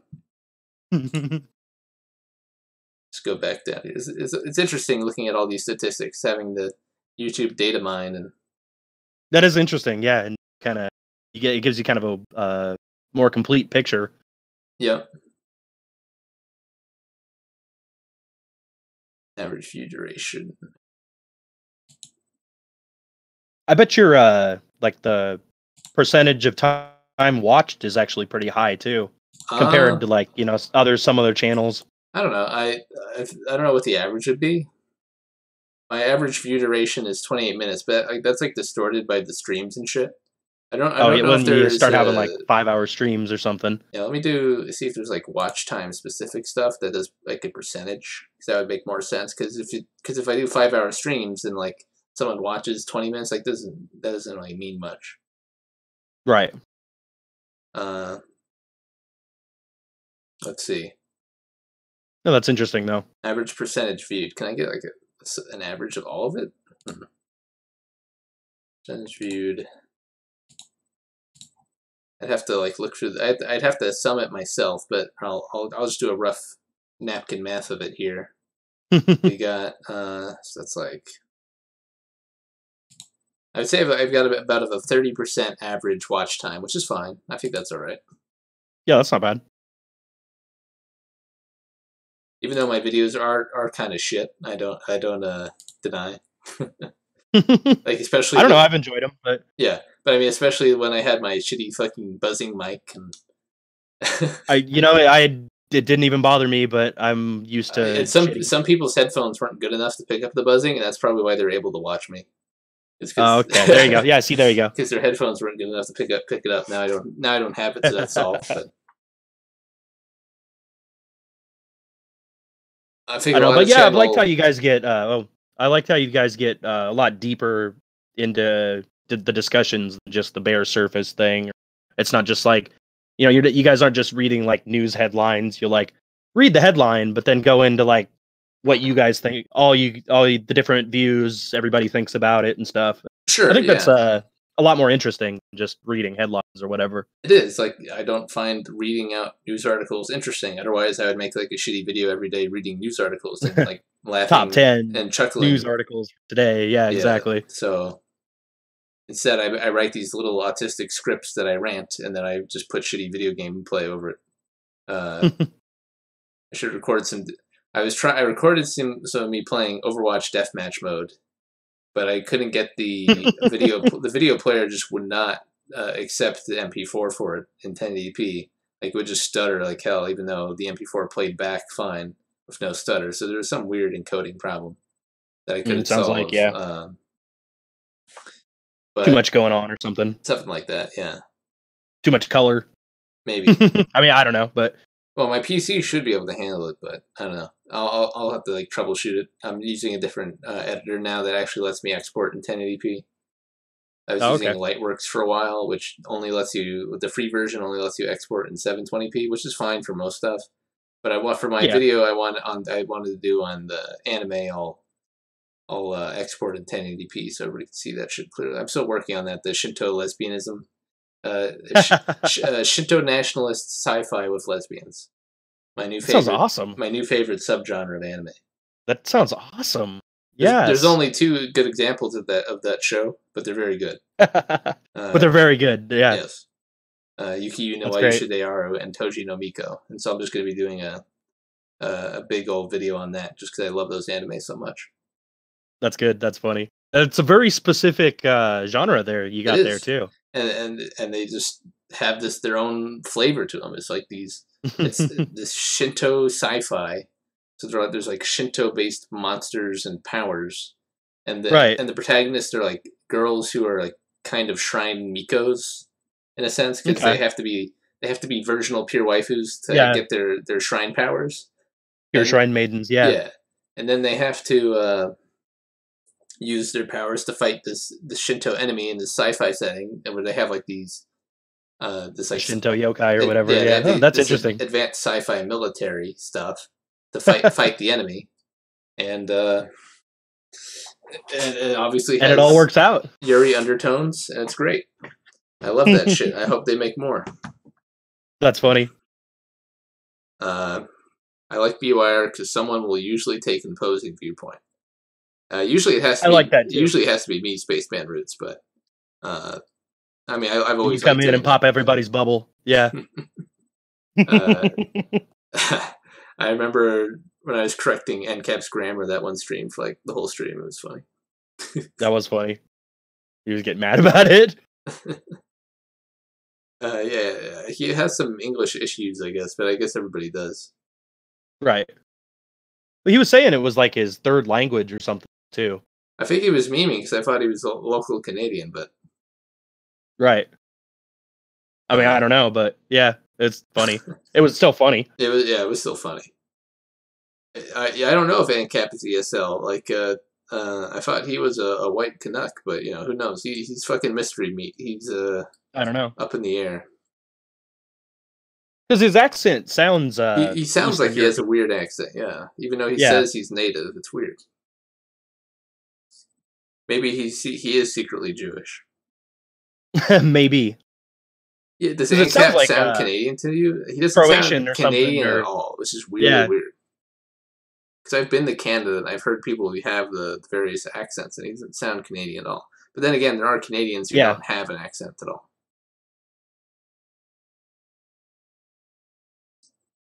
Yeah, that's one of the big mysteries of BYR, and it'll be a sad day when that's when we get the answer. I guess so. No, I don't know. The mystery is fun. I don't know. I think it makes it more A fun. Chinese Saudi mix. Give him hard. The yellow bug. The yellow bug, the Chinese Saudi mix, the Saudi Right. Arabian prince who has. He was development posting in consent. Arabic on his Twitter for a while. Apparently, Well, he said it got hacked, but maybe that's just the Right, cover for right. him being a Saudi Arabian spy. I bet it is. He was I he don't was trying to infiltrate the alt-right for some reason from Saudi Yes. Arabia. Who knows? Which is even funnier because he's not even alt right, Yeah. and he never claimed to be. But yeah, like when you guys first originally started your streams, and there was like all the crazy the fan theories running around of like who everybody was and stuff. Yeah, that was pretty good. Mm-hmm. His first language is Chinese, but then he was hired by a Saudi prince to infiltrate the alt-right. I like this lore. That lines up nicely. That's bullshit, but I believe it.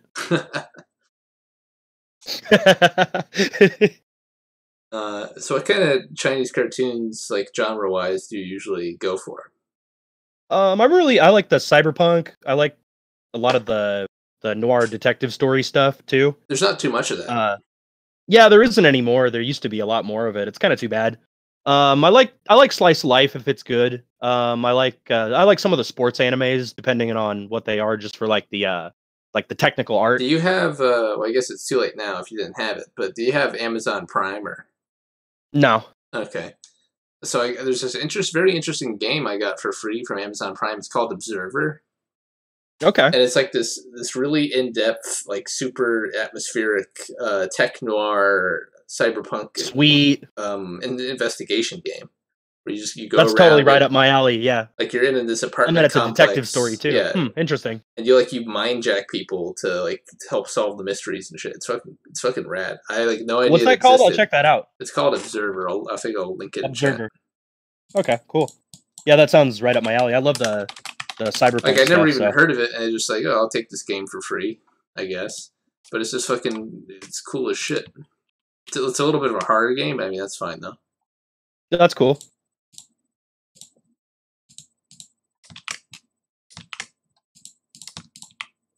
Yeah, there used to be a lot more of that, and again, I started watching anime in the late '80s, early '90s, and when everything was all hand drawn and a lot more dark, and then then they started going to CG, and the art got kind of shittier, and then they got better at the CG, and I think it's kind of got a better balance now. I still see there'll be some hand drawn mixed in with CG on some titles that actually look pretty good. Yeah, I think people get way too autistic about hating on CG because there's nothing. It depends on how they use it. Yeah, yeah. I mean, there's definitely abominations. There is Berserk 2016.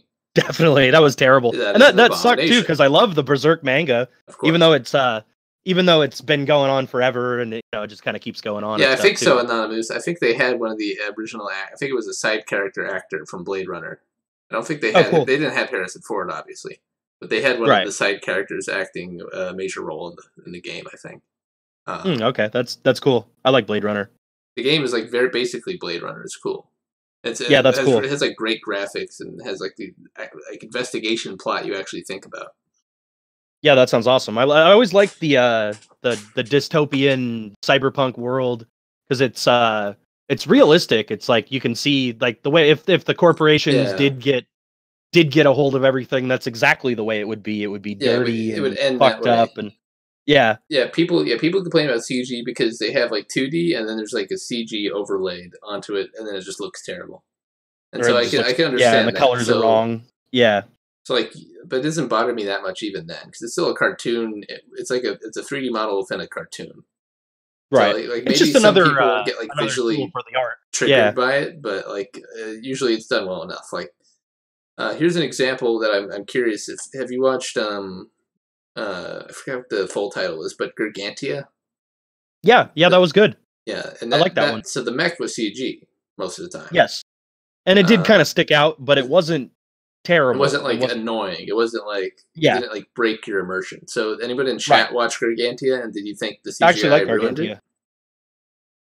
I think the story's a bit cuckish, but yeah, it was weird, and I like the character art. A lot of the times I'll watch stuff just for the art. Yeah, the character, that character art, Lamau. Right. Well, like the dude didn't matter, but the show had little girl was cute and some plot. Yeah, there's a lot of plot in that show. A lot of weird kind of.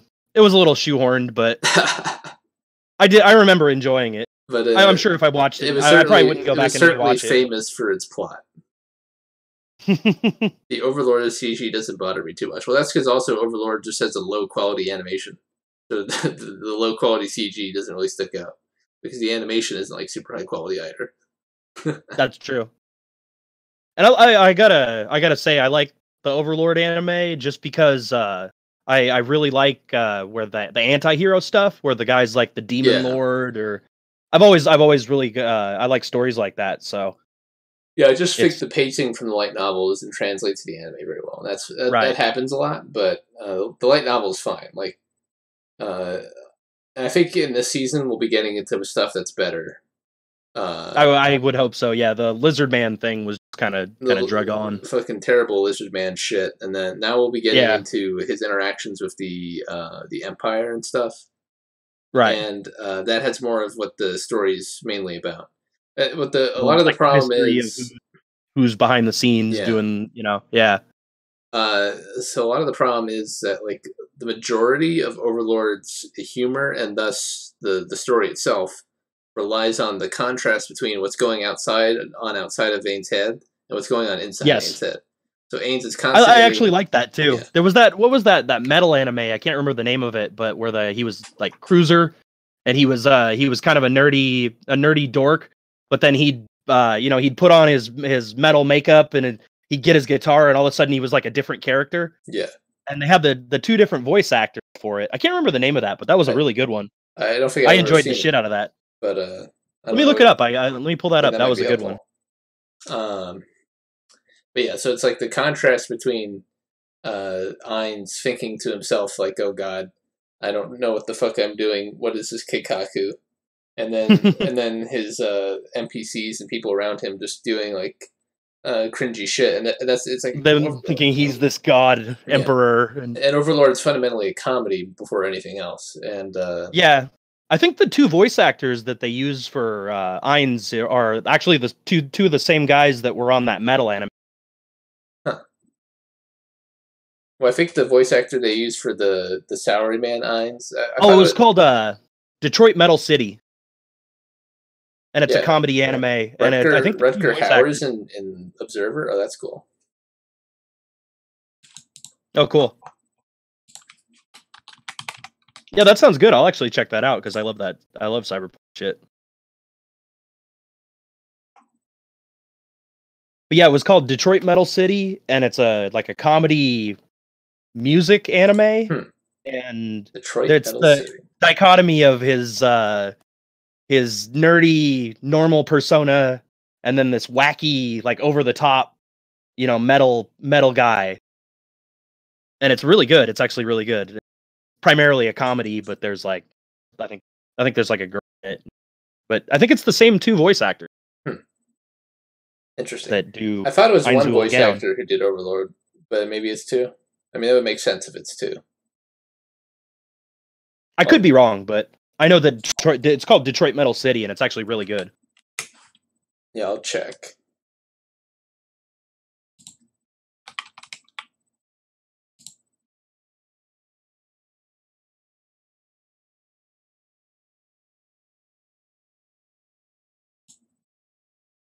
Yeah, I think it's the same voice actor who does both voices for Ainz. Okay. Because yeah, range. I could be wrong, but yeah, the Japanese voice actors do have a lot of range, if they have anything.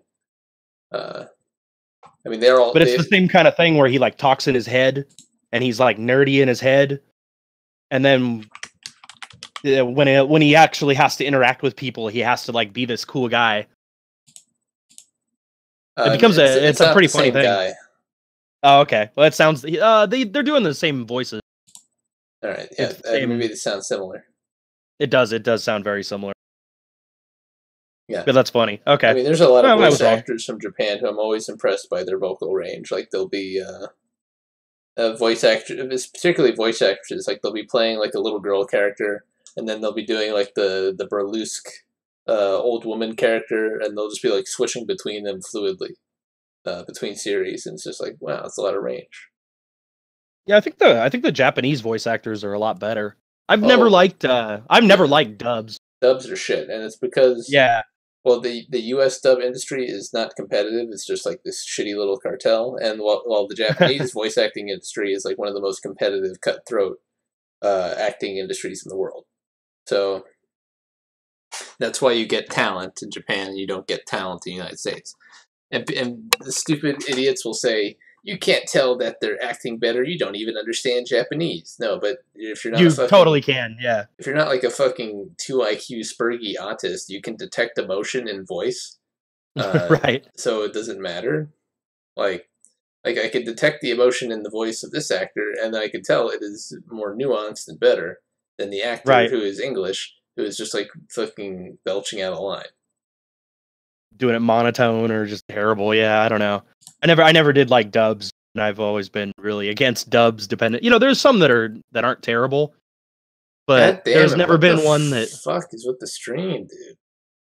It's stuttering on my end of it too. Oh my god. I mean, I could stop streaming, but then it like annoyingly makes another video. So I kind of don't want to do that. Hold on, let me fuck with some stuff. Okay. Higher the bit rate? No. But what can I do here to fix this? It's not my internet, Constantine. I've dropped 0 frames. I will literally screenshot it and send it to you. I've dropped 0 frames today. So it is something else. It is either YouTube or some other nonsense. Yeah, because the Discord call is working perfectly, but I'm getting a little bit of buffering on the YouTube stream. Yeah, so what's the issue then? If I'm dropping 0 frames on my upload to YouTube, then how the fuck am I getting stuttering? It's got to be YouTube. Yeah. Otherwise, it would say that the frames are dropping and it's stuttering. Right. And my kilobytes per second have been completely stable. Like it's been green the whole time, so I have no fucking clue. And YouTube's not throwing me an error message back, so so I have no idea. It's not currently. Health is excellent. Okay, yeah. So sorry, chat. I just have no fucking clue what's going on with that. I don't want to be that guy, but I think turning it off. It off. All right. Well, we're almost 3 hours in, and I didn't want to really go too much longer here. I'm kind of tired. Yeah, no, that's fine. I had to go to the dentist today and like get my mouth raped for shit. Yeah. Oh shit! Start drooling on yourself. Yeah. I thought it would maybe affect my speech, but it wasn't that bad. That's good. My throat does hurt though. And they really talk fast like this while emphasizing the wrong words. Oh, well, Believe it. Yeah, the problem with dubs is so they adapt a lot of the time. They adapt the script very literally, and they don't adapt it to how English people speak, and it just sounds very awkward. And I mean, sentence structure's all weird. Yes, and because if you adapt the Japanese sentence structure and like word choice to English, it's like not English people don't speak like that at all. And you gotta take some liberties. And I know people hate when people take translation liberties and things, but it's kind of necessary to Right, you got to kind of find a balance of the whole thing. When somehow. you're producing like an artful dub, you kind of got to take some liberties there. Like, even the Miyazaki movies, if they're dubs, you can tell. Like, it's so stilted because they're doing direct translations with a lot of their lines. That to start a scam, just eat no sugar carby things, eat leafy greens, brush and floss, never see a dentist again. Well, here's the problem, exam time. Like, my family just buys a bunch of sugar, and I'm fucking hooked on that shit, bro. It's just so good. Like, sugar and carbs, like, oof. Love that shit. I don't get fat, so, like, I just eat them. I think about the dubs too, the difference. And I know that like the lip flaps are a lot more important to like American audiences. If the lips aren't quite synced up, I don't know. I guess they had more problems with it. Whereas in Japan, they don't really care. And yeah, they're more fast. I've heard about that before. I don't know. Well, Japan they match up the lips. They do try to do that. The one thing I miss about the cartel dying is over the top meme shit and subs. Like, yeah, the fucking Attack of the Etatama, or what the fuck it was called. The Iotena instead of Attack on Titan, or yeah, EO10 Attack. Fucking Kami. And then all the shitty meme subs for Symphogear that Kami did. Oh yeah, that was pretty good. I actually didn't watch the last seasons of Symphogear, or last season rather. Like, I picked it up and didn't finish it. I don't know. Yeah, why. I think I only watched the first season too. I thought it was good though. I enjoyed it, but I've watched I never did finish it either. 3 or 4 seasons of Symphogear, but I just didn't finish the last one that aired for some reason, and I don't know why. I just never had the desire to go back to it, even though I really like Symphogear. Maybe I'll finish it sometime. There's so many different animes to, you're always trying to catch up. It's kind of funny. Yeah, so mainly I like focusing on the seasonal shit, because at least it'll get done, because it like airs every week. And if you just watch it one time a week, then you have less of a chance of just like burning out and saying, fuck this, I ain't watching it. Right. And Japan just produces such a variety of anime, so you'll never run out of stuff these days. Right. And there's just so many different shows to watch that, some of them, like, I'll miss stuff and then later on I'll watch it and I'll be like, well, why didn't I watch this while it was coming out? That happened to me with Hinamatsuri. Okay. Did you see that show?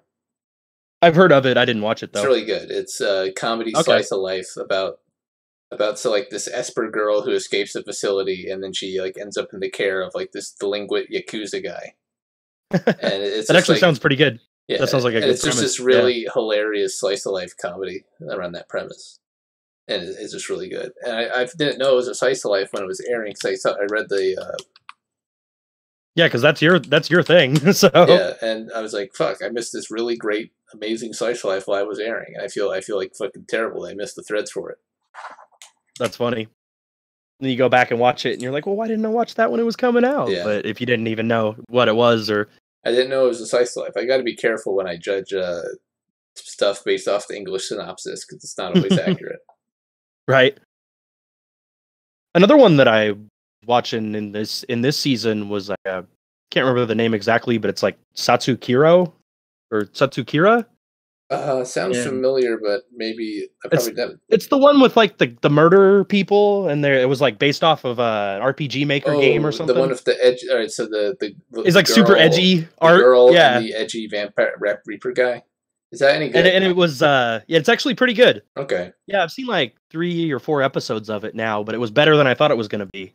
Yeah, when I saw it, I guess they're advertising it as like Fujo shit, where the main girl character has like all these edgy, weird murderer husbandos that she collects. Yeah, basically. But is the show like that, or is it different?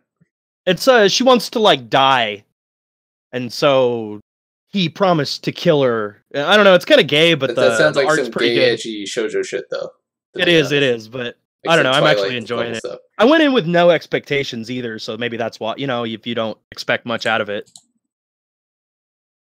Yeah, but that one hasn't been terrible. No idea why the stream was acting up tonight. I'll look into it, but I have no clue because OBS isn't throwing me anything. YouTube's not throwing me anything, so I could not tell you what would cause the stuff that was happening.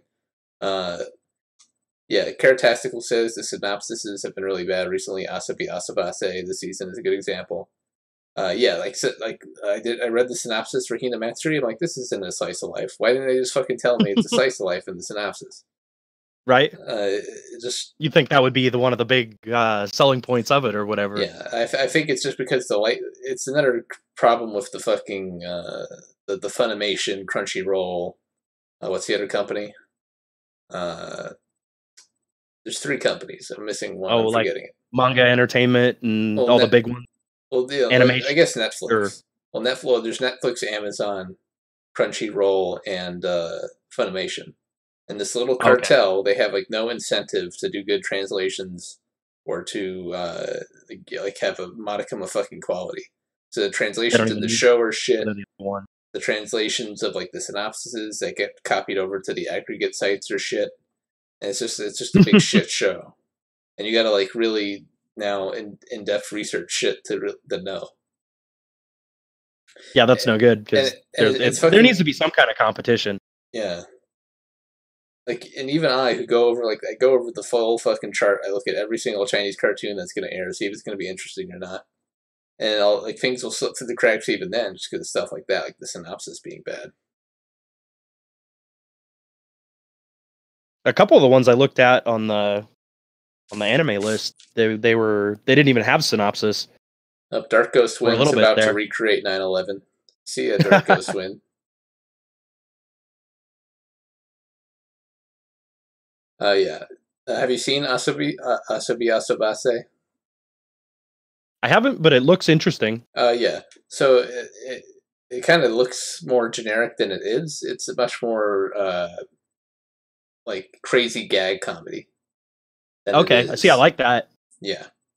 Okay, it's very I'll check over that one the out top for sure. Gag comedy more than it is. I love the school comedy, the dumb puns and I love all that stuff. So yeah. I'll have to check that out. It's weird because the advertising and the PV it looked like it was going to be a stupid cute girl slice of life, but it's not that at all. I don't know why they advertise like that. Even the opening is deceptive like that. But maybe that's what they're going for. They're trying. That's probably what they were going for. Yeah, and then because the opening is this cute low laid back slice of life thing, and then the ED is this rock album where they have this crazy neon animation for the characters while they're playing guitar and doing screamo metal. So yeah, I think it's just a show that had this very weird. That sounds like something I might actually like. Yeah. It's two things. If you like Gabriel Dropout, not Gabriel Dropout. Oh yeah, I love that one. It's not really like Gabriel Dropout. It's more like Jashin Dropkick. Right. Too many drops. But that wacky humor kind of thing. I'll definitely check that out. Yeah, I can't believe I was the least autistic according to those tests. I guess I have something going for me. That's funny. And Diogenes is the most.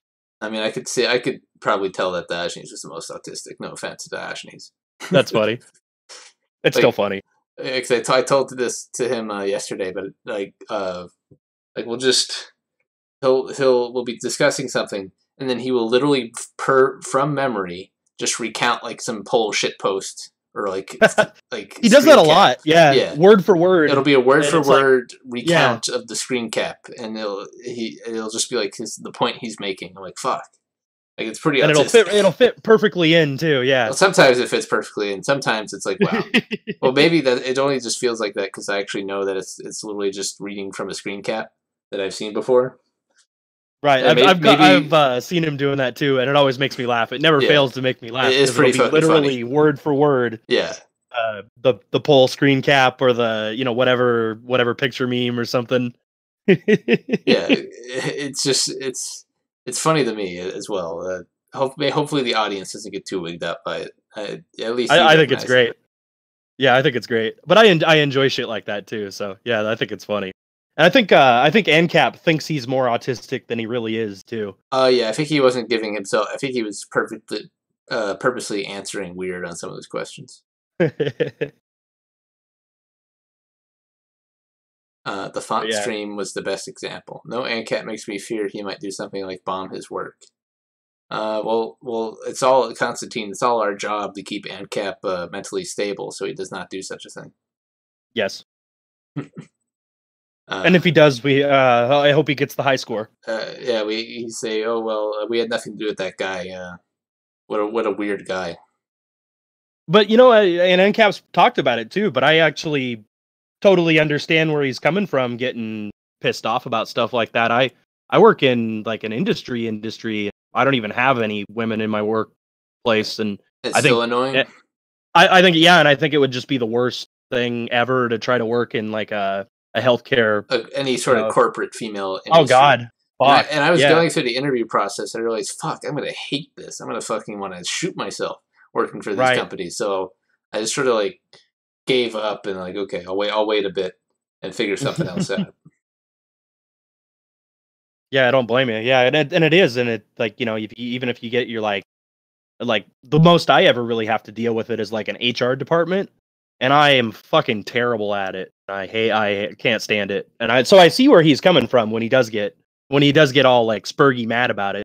Yeah, I'll be working soon, Constantine. Once we finally have the family has bothered to scrounge up a transportation for me to go to a job. I mean, I'm not complaining that they gave me all this time off, but it's weird. Just a weird family. I don't even know what to say. You know, roll with it and do what you got to do. Roll with it, I guess. Yeah, that's what I would say. Pepsi just fired their female poo CEO. Yeah, I don't know why you would have a female CEO after all the performances. It's terrible. Yeah, there's the one woman CEO that only hired women, and then she wrote a book about it, about how terrible it was, and how they all took advantage of her and basically ruined her whole company. There's a good one. I can't remember her name, but I think it's like Sarah something. But yeah, she was a female CEO, and she only hired other females. Yeah. And it was the worst thing that she says it's the worst thing she'd ever done, and it was the reason her company failed. It was really funny. After hearing more, like, and reading like reviews from like Glassdoor and like seeing people talk about how they work in corporate, like it's so fucking inefficient and nonsensical. Oh yeah. Retarded. Like they do a lot of busy work and they claim to be efficient in some way, but they're just hemorrhage money and it's so stupid. Yeah. And I think working in one of these industries, I would also get triggered by that. And because like my economist training is basically optimize everything, optimize all inefficient practices in a business, right? Meet marginal benefit and marginal cost, so everyone's optimal. Yeah. But I just be seeing so much unoptimal shit. But I'd be like this little lowbie new employee, and I want to suggest shit, and then I'd probably just get like attacked by like HR or a manager. Yeah, they hate when you do that. Or a boom. We actually had one of the places I worked, it got bought out by a bigger multinational company, by like a holding company, and it's a heavy equipment, mechanics place. So it's like a bunch of dudes that have been doing it forever, that have all their own tools, and they do it a certain way. And the company that bought our company hired all these efficiency experts, and it was a bunch of like fresh out of college kids that were like trying to make their... I was trying to get that job. They were like trying to make their and nothing wrong with the kids, but they get like really idealistic and they think they know everything, and they've only been working at some of these places for like a week or something, and then they came in and just ruined the whole thing, and that company actually went out of business. Shit. And they put too much efficiency into it, and it almost came off like they were going around, and they were all kind of a bunch of like liberal, straight laced, like, it's not you, like you'd probably be good at it, but I think I would be good at it because I trained for that shit, and I always... and you'd be tough enough to tell, like, when something was, if there was something going on that was inefficient, you're actually trying to stop that. Yeah, and I think you'd be, but they would like mealy mouth everything, and they'd try to. It came off like they were just kind of trying to justify their own existence in the company. I mean, that's basically what HR is. Yeah, and they were a department of the HR, and they were like above. Oh, fuck. there was no oversight on them, and they were above all reproach, and it turned out really bad for the company. Yeah. They I was trying to get a job like that because I thought I could do the math. I could look at these systems of business or logistics, and I could break Right. down what's going on and do like a regression statistical study and find the which part of the system is like the coefficient CODs for this or that output. honestly, I think you're really good at that. Yeah, But the people we got were nothing like that. But I apply for these jobs and I just get the fucking phone hung up on me. I'm like, okay. So they probably know you're not a corporate drone, you know. Well, yeah. I also I don't interview well. I don't do the fucking gay corporate cocksucking shit very well. I hate it so much. Well, that's good. Honestly, that's a good thing in the long run. Oh, I know. For finding a job in the short term, it makes it a lot harder, but you'll probably end up with a higher quality job. Yeah, once I finally find something and I'll actually get the fucking chance to prove myself to people, I'll be fine. But I just need to be given that chance, and sucks. And it's tough. It's tough these days too. There's a big oversaturation of people seeking jobs. Yeah, especially with college degrees. Yeah. Learn to play guitar and become a rock star. There you go. Yeah, that's a real. Thanks for the advice, Raymond. Quality. Real quality profession. There's definitely a ton of money in music. I was messing with when I was doing my development for my visual novel game. I was messing with music, and I actually think it's cool. It's pretty cool. It is cool. Music composing. It's a lot of math. Yeah, I realized it is. I actually play guitar and bass, and I play have instrument studio. I can't read music, and I can't play an instrument, and I never have. But I was just having fun. It's fun, like composing shit using like bars and whatchamacallit. Yeah, there's a lot of math in it, and it's actually really fun. It's rewarding when you make up you get these cool different parts, and you get them all to kind of fit together and stuff. Yeah, and it was weird because I was messing with the software, and I realized if I really got down and learned like how these pieces of music were composed and the math behind them, I could compose music with these synthetic things without even ever learning how to play an instrument or read sheet music. It's like, wow, that's fucking cool. With the computer, you don't even need that. Yeah. You just get samples, and you can just use samples, and you could have a whole orchestra, and it'd be even better than like a live orchestra because you could put. Yeah, did you know that all the music for Dark Souls is sampled orchestra? I did not, but that makes sense. It's got a really good song, or a really good sound to it. 1, 2, and 3 is all synthetic orchestra. Cool. And they did a really good job making it sound like a real orchestra. Yeah, Bloodborne is real orchestra though. They actually went out and recorded Bloodborne, but the 3 for Dark Souls are all synthetic orchestra by the composer. I missed out on Bloodborne because I never did get a PS4. Sony gave them a bunch of money, so they were able to record an actual orchestra. You could tell the difference a bit, but I thought the music of Dark Souls is cool as well. Cool, yeah, because I like I cracked out on the Souls games. I started playing it on Demon Souls, and then Dark Souls came out, and it was cool. And then I enjoyed Dark Souls 2, even though everybody hated it. And then I thought Dark Souls 3 was good too, but people gave Dark Souls 2 too much shit. I think so too. Because people were complaining about like all the mechanics in the game and like the disjointed, like chaotic setting that really didn't make much sense, and like the weird story. And I kind of enjoyed it because it was the hollow, like they're all going hollow. Their memories are fucked up. Yeah. Like I thought mainly the gameplay systems were the most Dark Soul-y of the Dark Souls games. Because it was a little faster, and it kind of had more of the Demon Souls feel to it, because Dark Souls 1 was really slow. And that was great for that game, for the way they set up the levels. It was like more plotting and more like you had to be more 3 is really fast. You can fucking mindful of what you were doing. 3 is even faster. Yeah, and then 3 is really fast. Yeah. But Demon Souls was really fast too, and then they slowed it down for Dark Souls. Yep. And I cracked out on all of those. I really enjoyed those games though. It kind of ruined gaming for me for a little while because I went to go play other games. Yeah, and then I'd go to They play had, other like, games, and this I was great, like, oh, this great art direction and all these like items, and yeah. this And great I'm really sound into design and music, and Castlevania enemies. too. Yeah, and I love Castlevania. I've played like all the Castlevanias, Like, and all the mobile ones too. none of the mobile Not the ones, but mobile, like I the mean DS the and DS the and- oh yeah, the DS ones. Did you ever and, play the one on Xbox 360? I didn't. Is that the 3D one? No. I don't think it's 3D. Well, I heard the 3D one was Oh actually no, I did alright. play that one. Yeah, I know what you're talking about. The Okay, 2D yeah, the one one on that was Xbox. random. They had all and the levels were, like, creatures. random. Well, no, it didn't have random levels. They had the levels were set, but you could play. Oh, it was the item drops that were bad. Yeah, you had random I item did play drops, that. and then you I had played it on PS3, but I know what you're talking you had about. characters It was, from, Harmony of Dissonance. Harmony of Dissonance, and you had characters from Yeah. every game throughout all the games, and you could play, and they had different like abilities you could collect. I thought that was really cool. That was cool. That was a good one. And you could play co-op on that game too. That was fun. Yeah, you could play online co-op and stuff too. But I got really bad item drops, and I got like mad at it. You raged. Stopped playing it. Got bad RNG.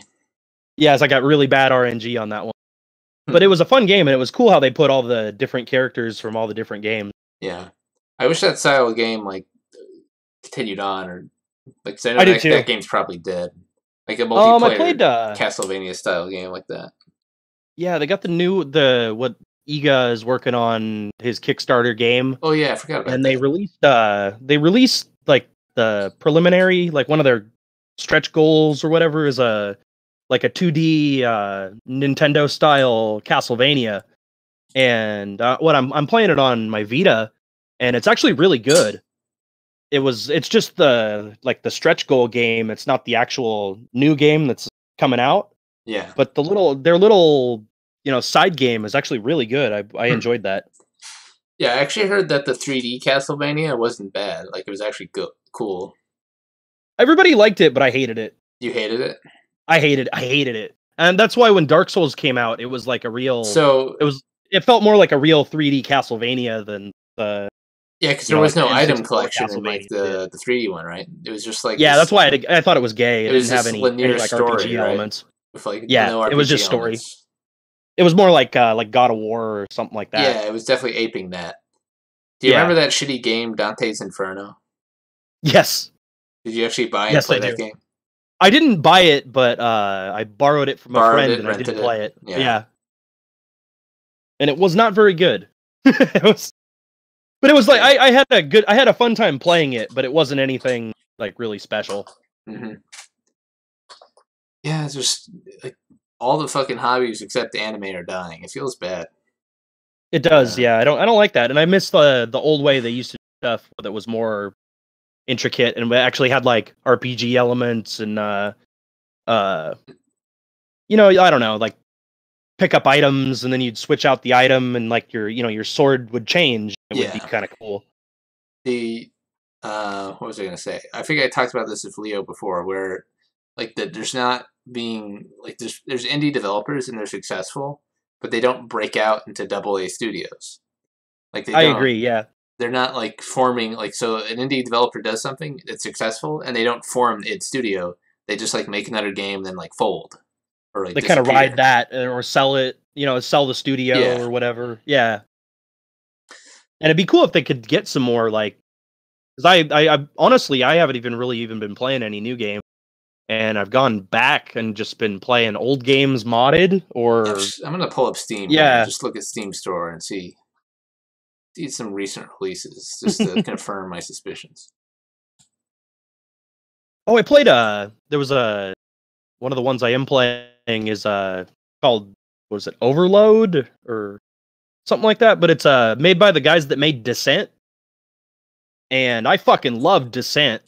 Yeah. And it's actually a modern, it was like an indie game, but it's a modern 3D a nice 3D version of Descent, and cool. it's actually pretty fun. Yeah, I play games on Tabletop Simulator with my friends sometimes, and I've been hosting a D&D campaign, and that's always fun. It's a lot of work. Oh yeah, there you go. Yeah, but it's kind of fun. Get everybody. We used to do that like just live back in the day. Yep. Do D&D, and we used to play Magic the Gathering. You guys were talking about Magic the Gathering earlier. Exactly. When it was actually cool, because now it's not cool. Well, now it's run by gay SJWs. It's such a cool game, and now it's run by the game itself is worst, still cool, disgusting but people. yeah, the company and then all the people that like populate it are just fucking shit. Yep. It's too bad because it used to be fun. And yeah, I'm tempted to if I can later on, I'll sell my collection off or like to only keep like a few cards left. Or I'll probably keep that's kind of too bad. Probably keep one modern deck and like sell off the others, and then all my commander cards, and then just like pocket that. I sold all mine a long time ago, but it's still fun. I played the online Magic the Gathering on PS3, and it was fun to play, but the decks suck because you couldn't build your own decks. There is MTGO online on PC. Okay. And that has real money prizes that you can get. It's a bit intense, and the UI is like terrible. That sounds really competitive. Yeah, that sounds like fun. Actually, it's super competitive. I played. Yeah, that sounds like fun. It's actually in Modern is really cheap on that if you like Modern. Okay. I don't know about Legacy, but I know Modern's super fucking cheap because like the distribution prices for cards on online and paper are totally different, and for the most part they're a lot cheaper. Like a fetch land that'll be like $15 in paper, will be like $2 and on online. That's good because it turns into a big money sink. Yeah. And then you know, and the good thing is as well is you can immediately sell your entire collection back to like bots. Immediately, so you can liquidate your whole collection and get your money back out extremely quickly. Right. Compared to paper, where you have to like either manually sell or find some buyer for your entire buy all deck, of it, which is like very hard to do. Or like part it out and then be stuck with just like all the leftovers or whatever. Yeah, that's interesting. Yeah, because we used to play we used to get together and play against each other in real life, and we had a good time playing Magic the Gathering when I was in like 6th, 7th, 8th grade. Yeah, and then I played it in high school for a little bit, but it kind of fell off. But yeah, that was pretty good. I always enjoyed that. Yeah, and it's kind of funny because now everything's all digital and stuff, and I don't think I don't know. It's just not like the same to me. You get your friends together and play D&D. You can still go to a store and play with nerds, but those nerds are not going to be.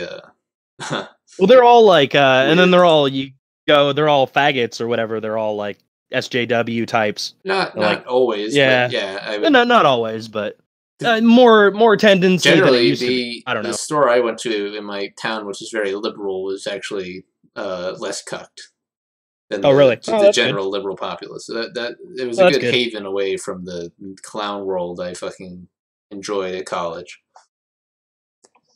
Yeah, because I live in a pretty liberal state, and it's fucking oh my god! Some of the people I meet, I just think it's like NPCs. They don't even have. They just spout off their lines, and they don't even know what they're talking about. Yep. What was I thinking here? Oh yeah, I do D&D DMing in Tabletop Simulator, and it's a lot of the work of DMing, and it's also I have to like make these 3D maps with like a bunch of like I use little tile systems and then lock them down in place to make these 3D maps for people to use. So that's like a bunch of work added on to DMing. But that's kind of cool. But then you got like a visual aid. Yeah, probably makes the game. It's a lot of work, but yeah, my players really enjoy that a lot. So I definitely got to work on it. I had to kick out one player.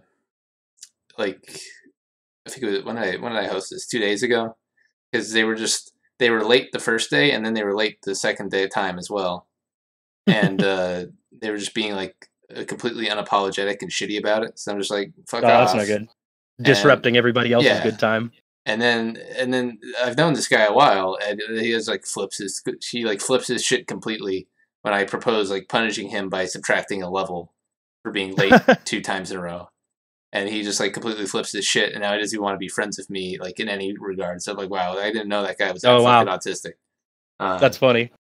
It's like, come on, I'm putting all this work in for other people to have fun. You got to show me a little bit of fucking respect, dude. And everybody's waiting on him, and you know you're trying to get a thing together. Exactly. Needs to be more reliable than just showing up late and thinking everything revolves around him. Yeah, and he was also dragging his girlfriend along, so that Oh no. Never Okay, yeah, works that's not out. good. No, it never works out, and then she's getting bored, and yeah. Yeah. I fucking his character level is supposed to be level 3, and I said, okay, we'll just do level 2 this time. And then yeah, and then he got really upset. That's funny. Yeah, but whatever. I mean, I don't hate the That's guy. too bad, but yeah. Hopefully Maybe stop taking. He needs to stop taking it. So maybe hopefully he'll take a break and we'll personally, wake up and it'll be fine. Yeah. All right. So I wanted to like wrap up here, I guess. Oh yeah, totally. Yeah, we've been going for a long time. So It's 3 and a half. Thanks for having me on. Yeah. Thanks for tuning in. I'll probably go play some Hearthstone. There you go. New expansion, even though it's like a shitty expansion. Whatever. Whatever. Druid's fucking broken now and just gonna be rule the game to the foreseeable future. Oh, there you go. Yeah, you were saying it's like totally OP now. Oh, they just gave it a ton of stupid shit for no reason. Enjoy your wage cucking, empty space. And good night to all the other people.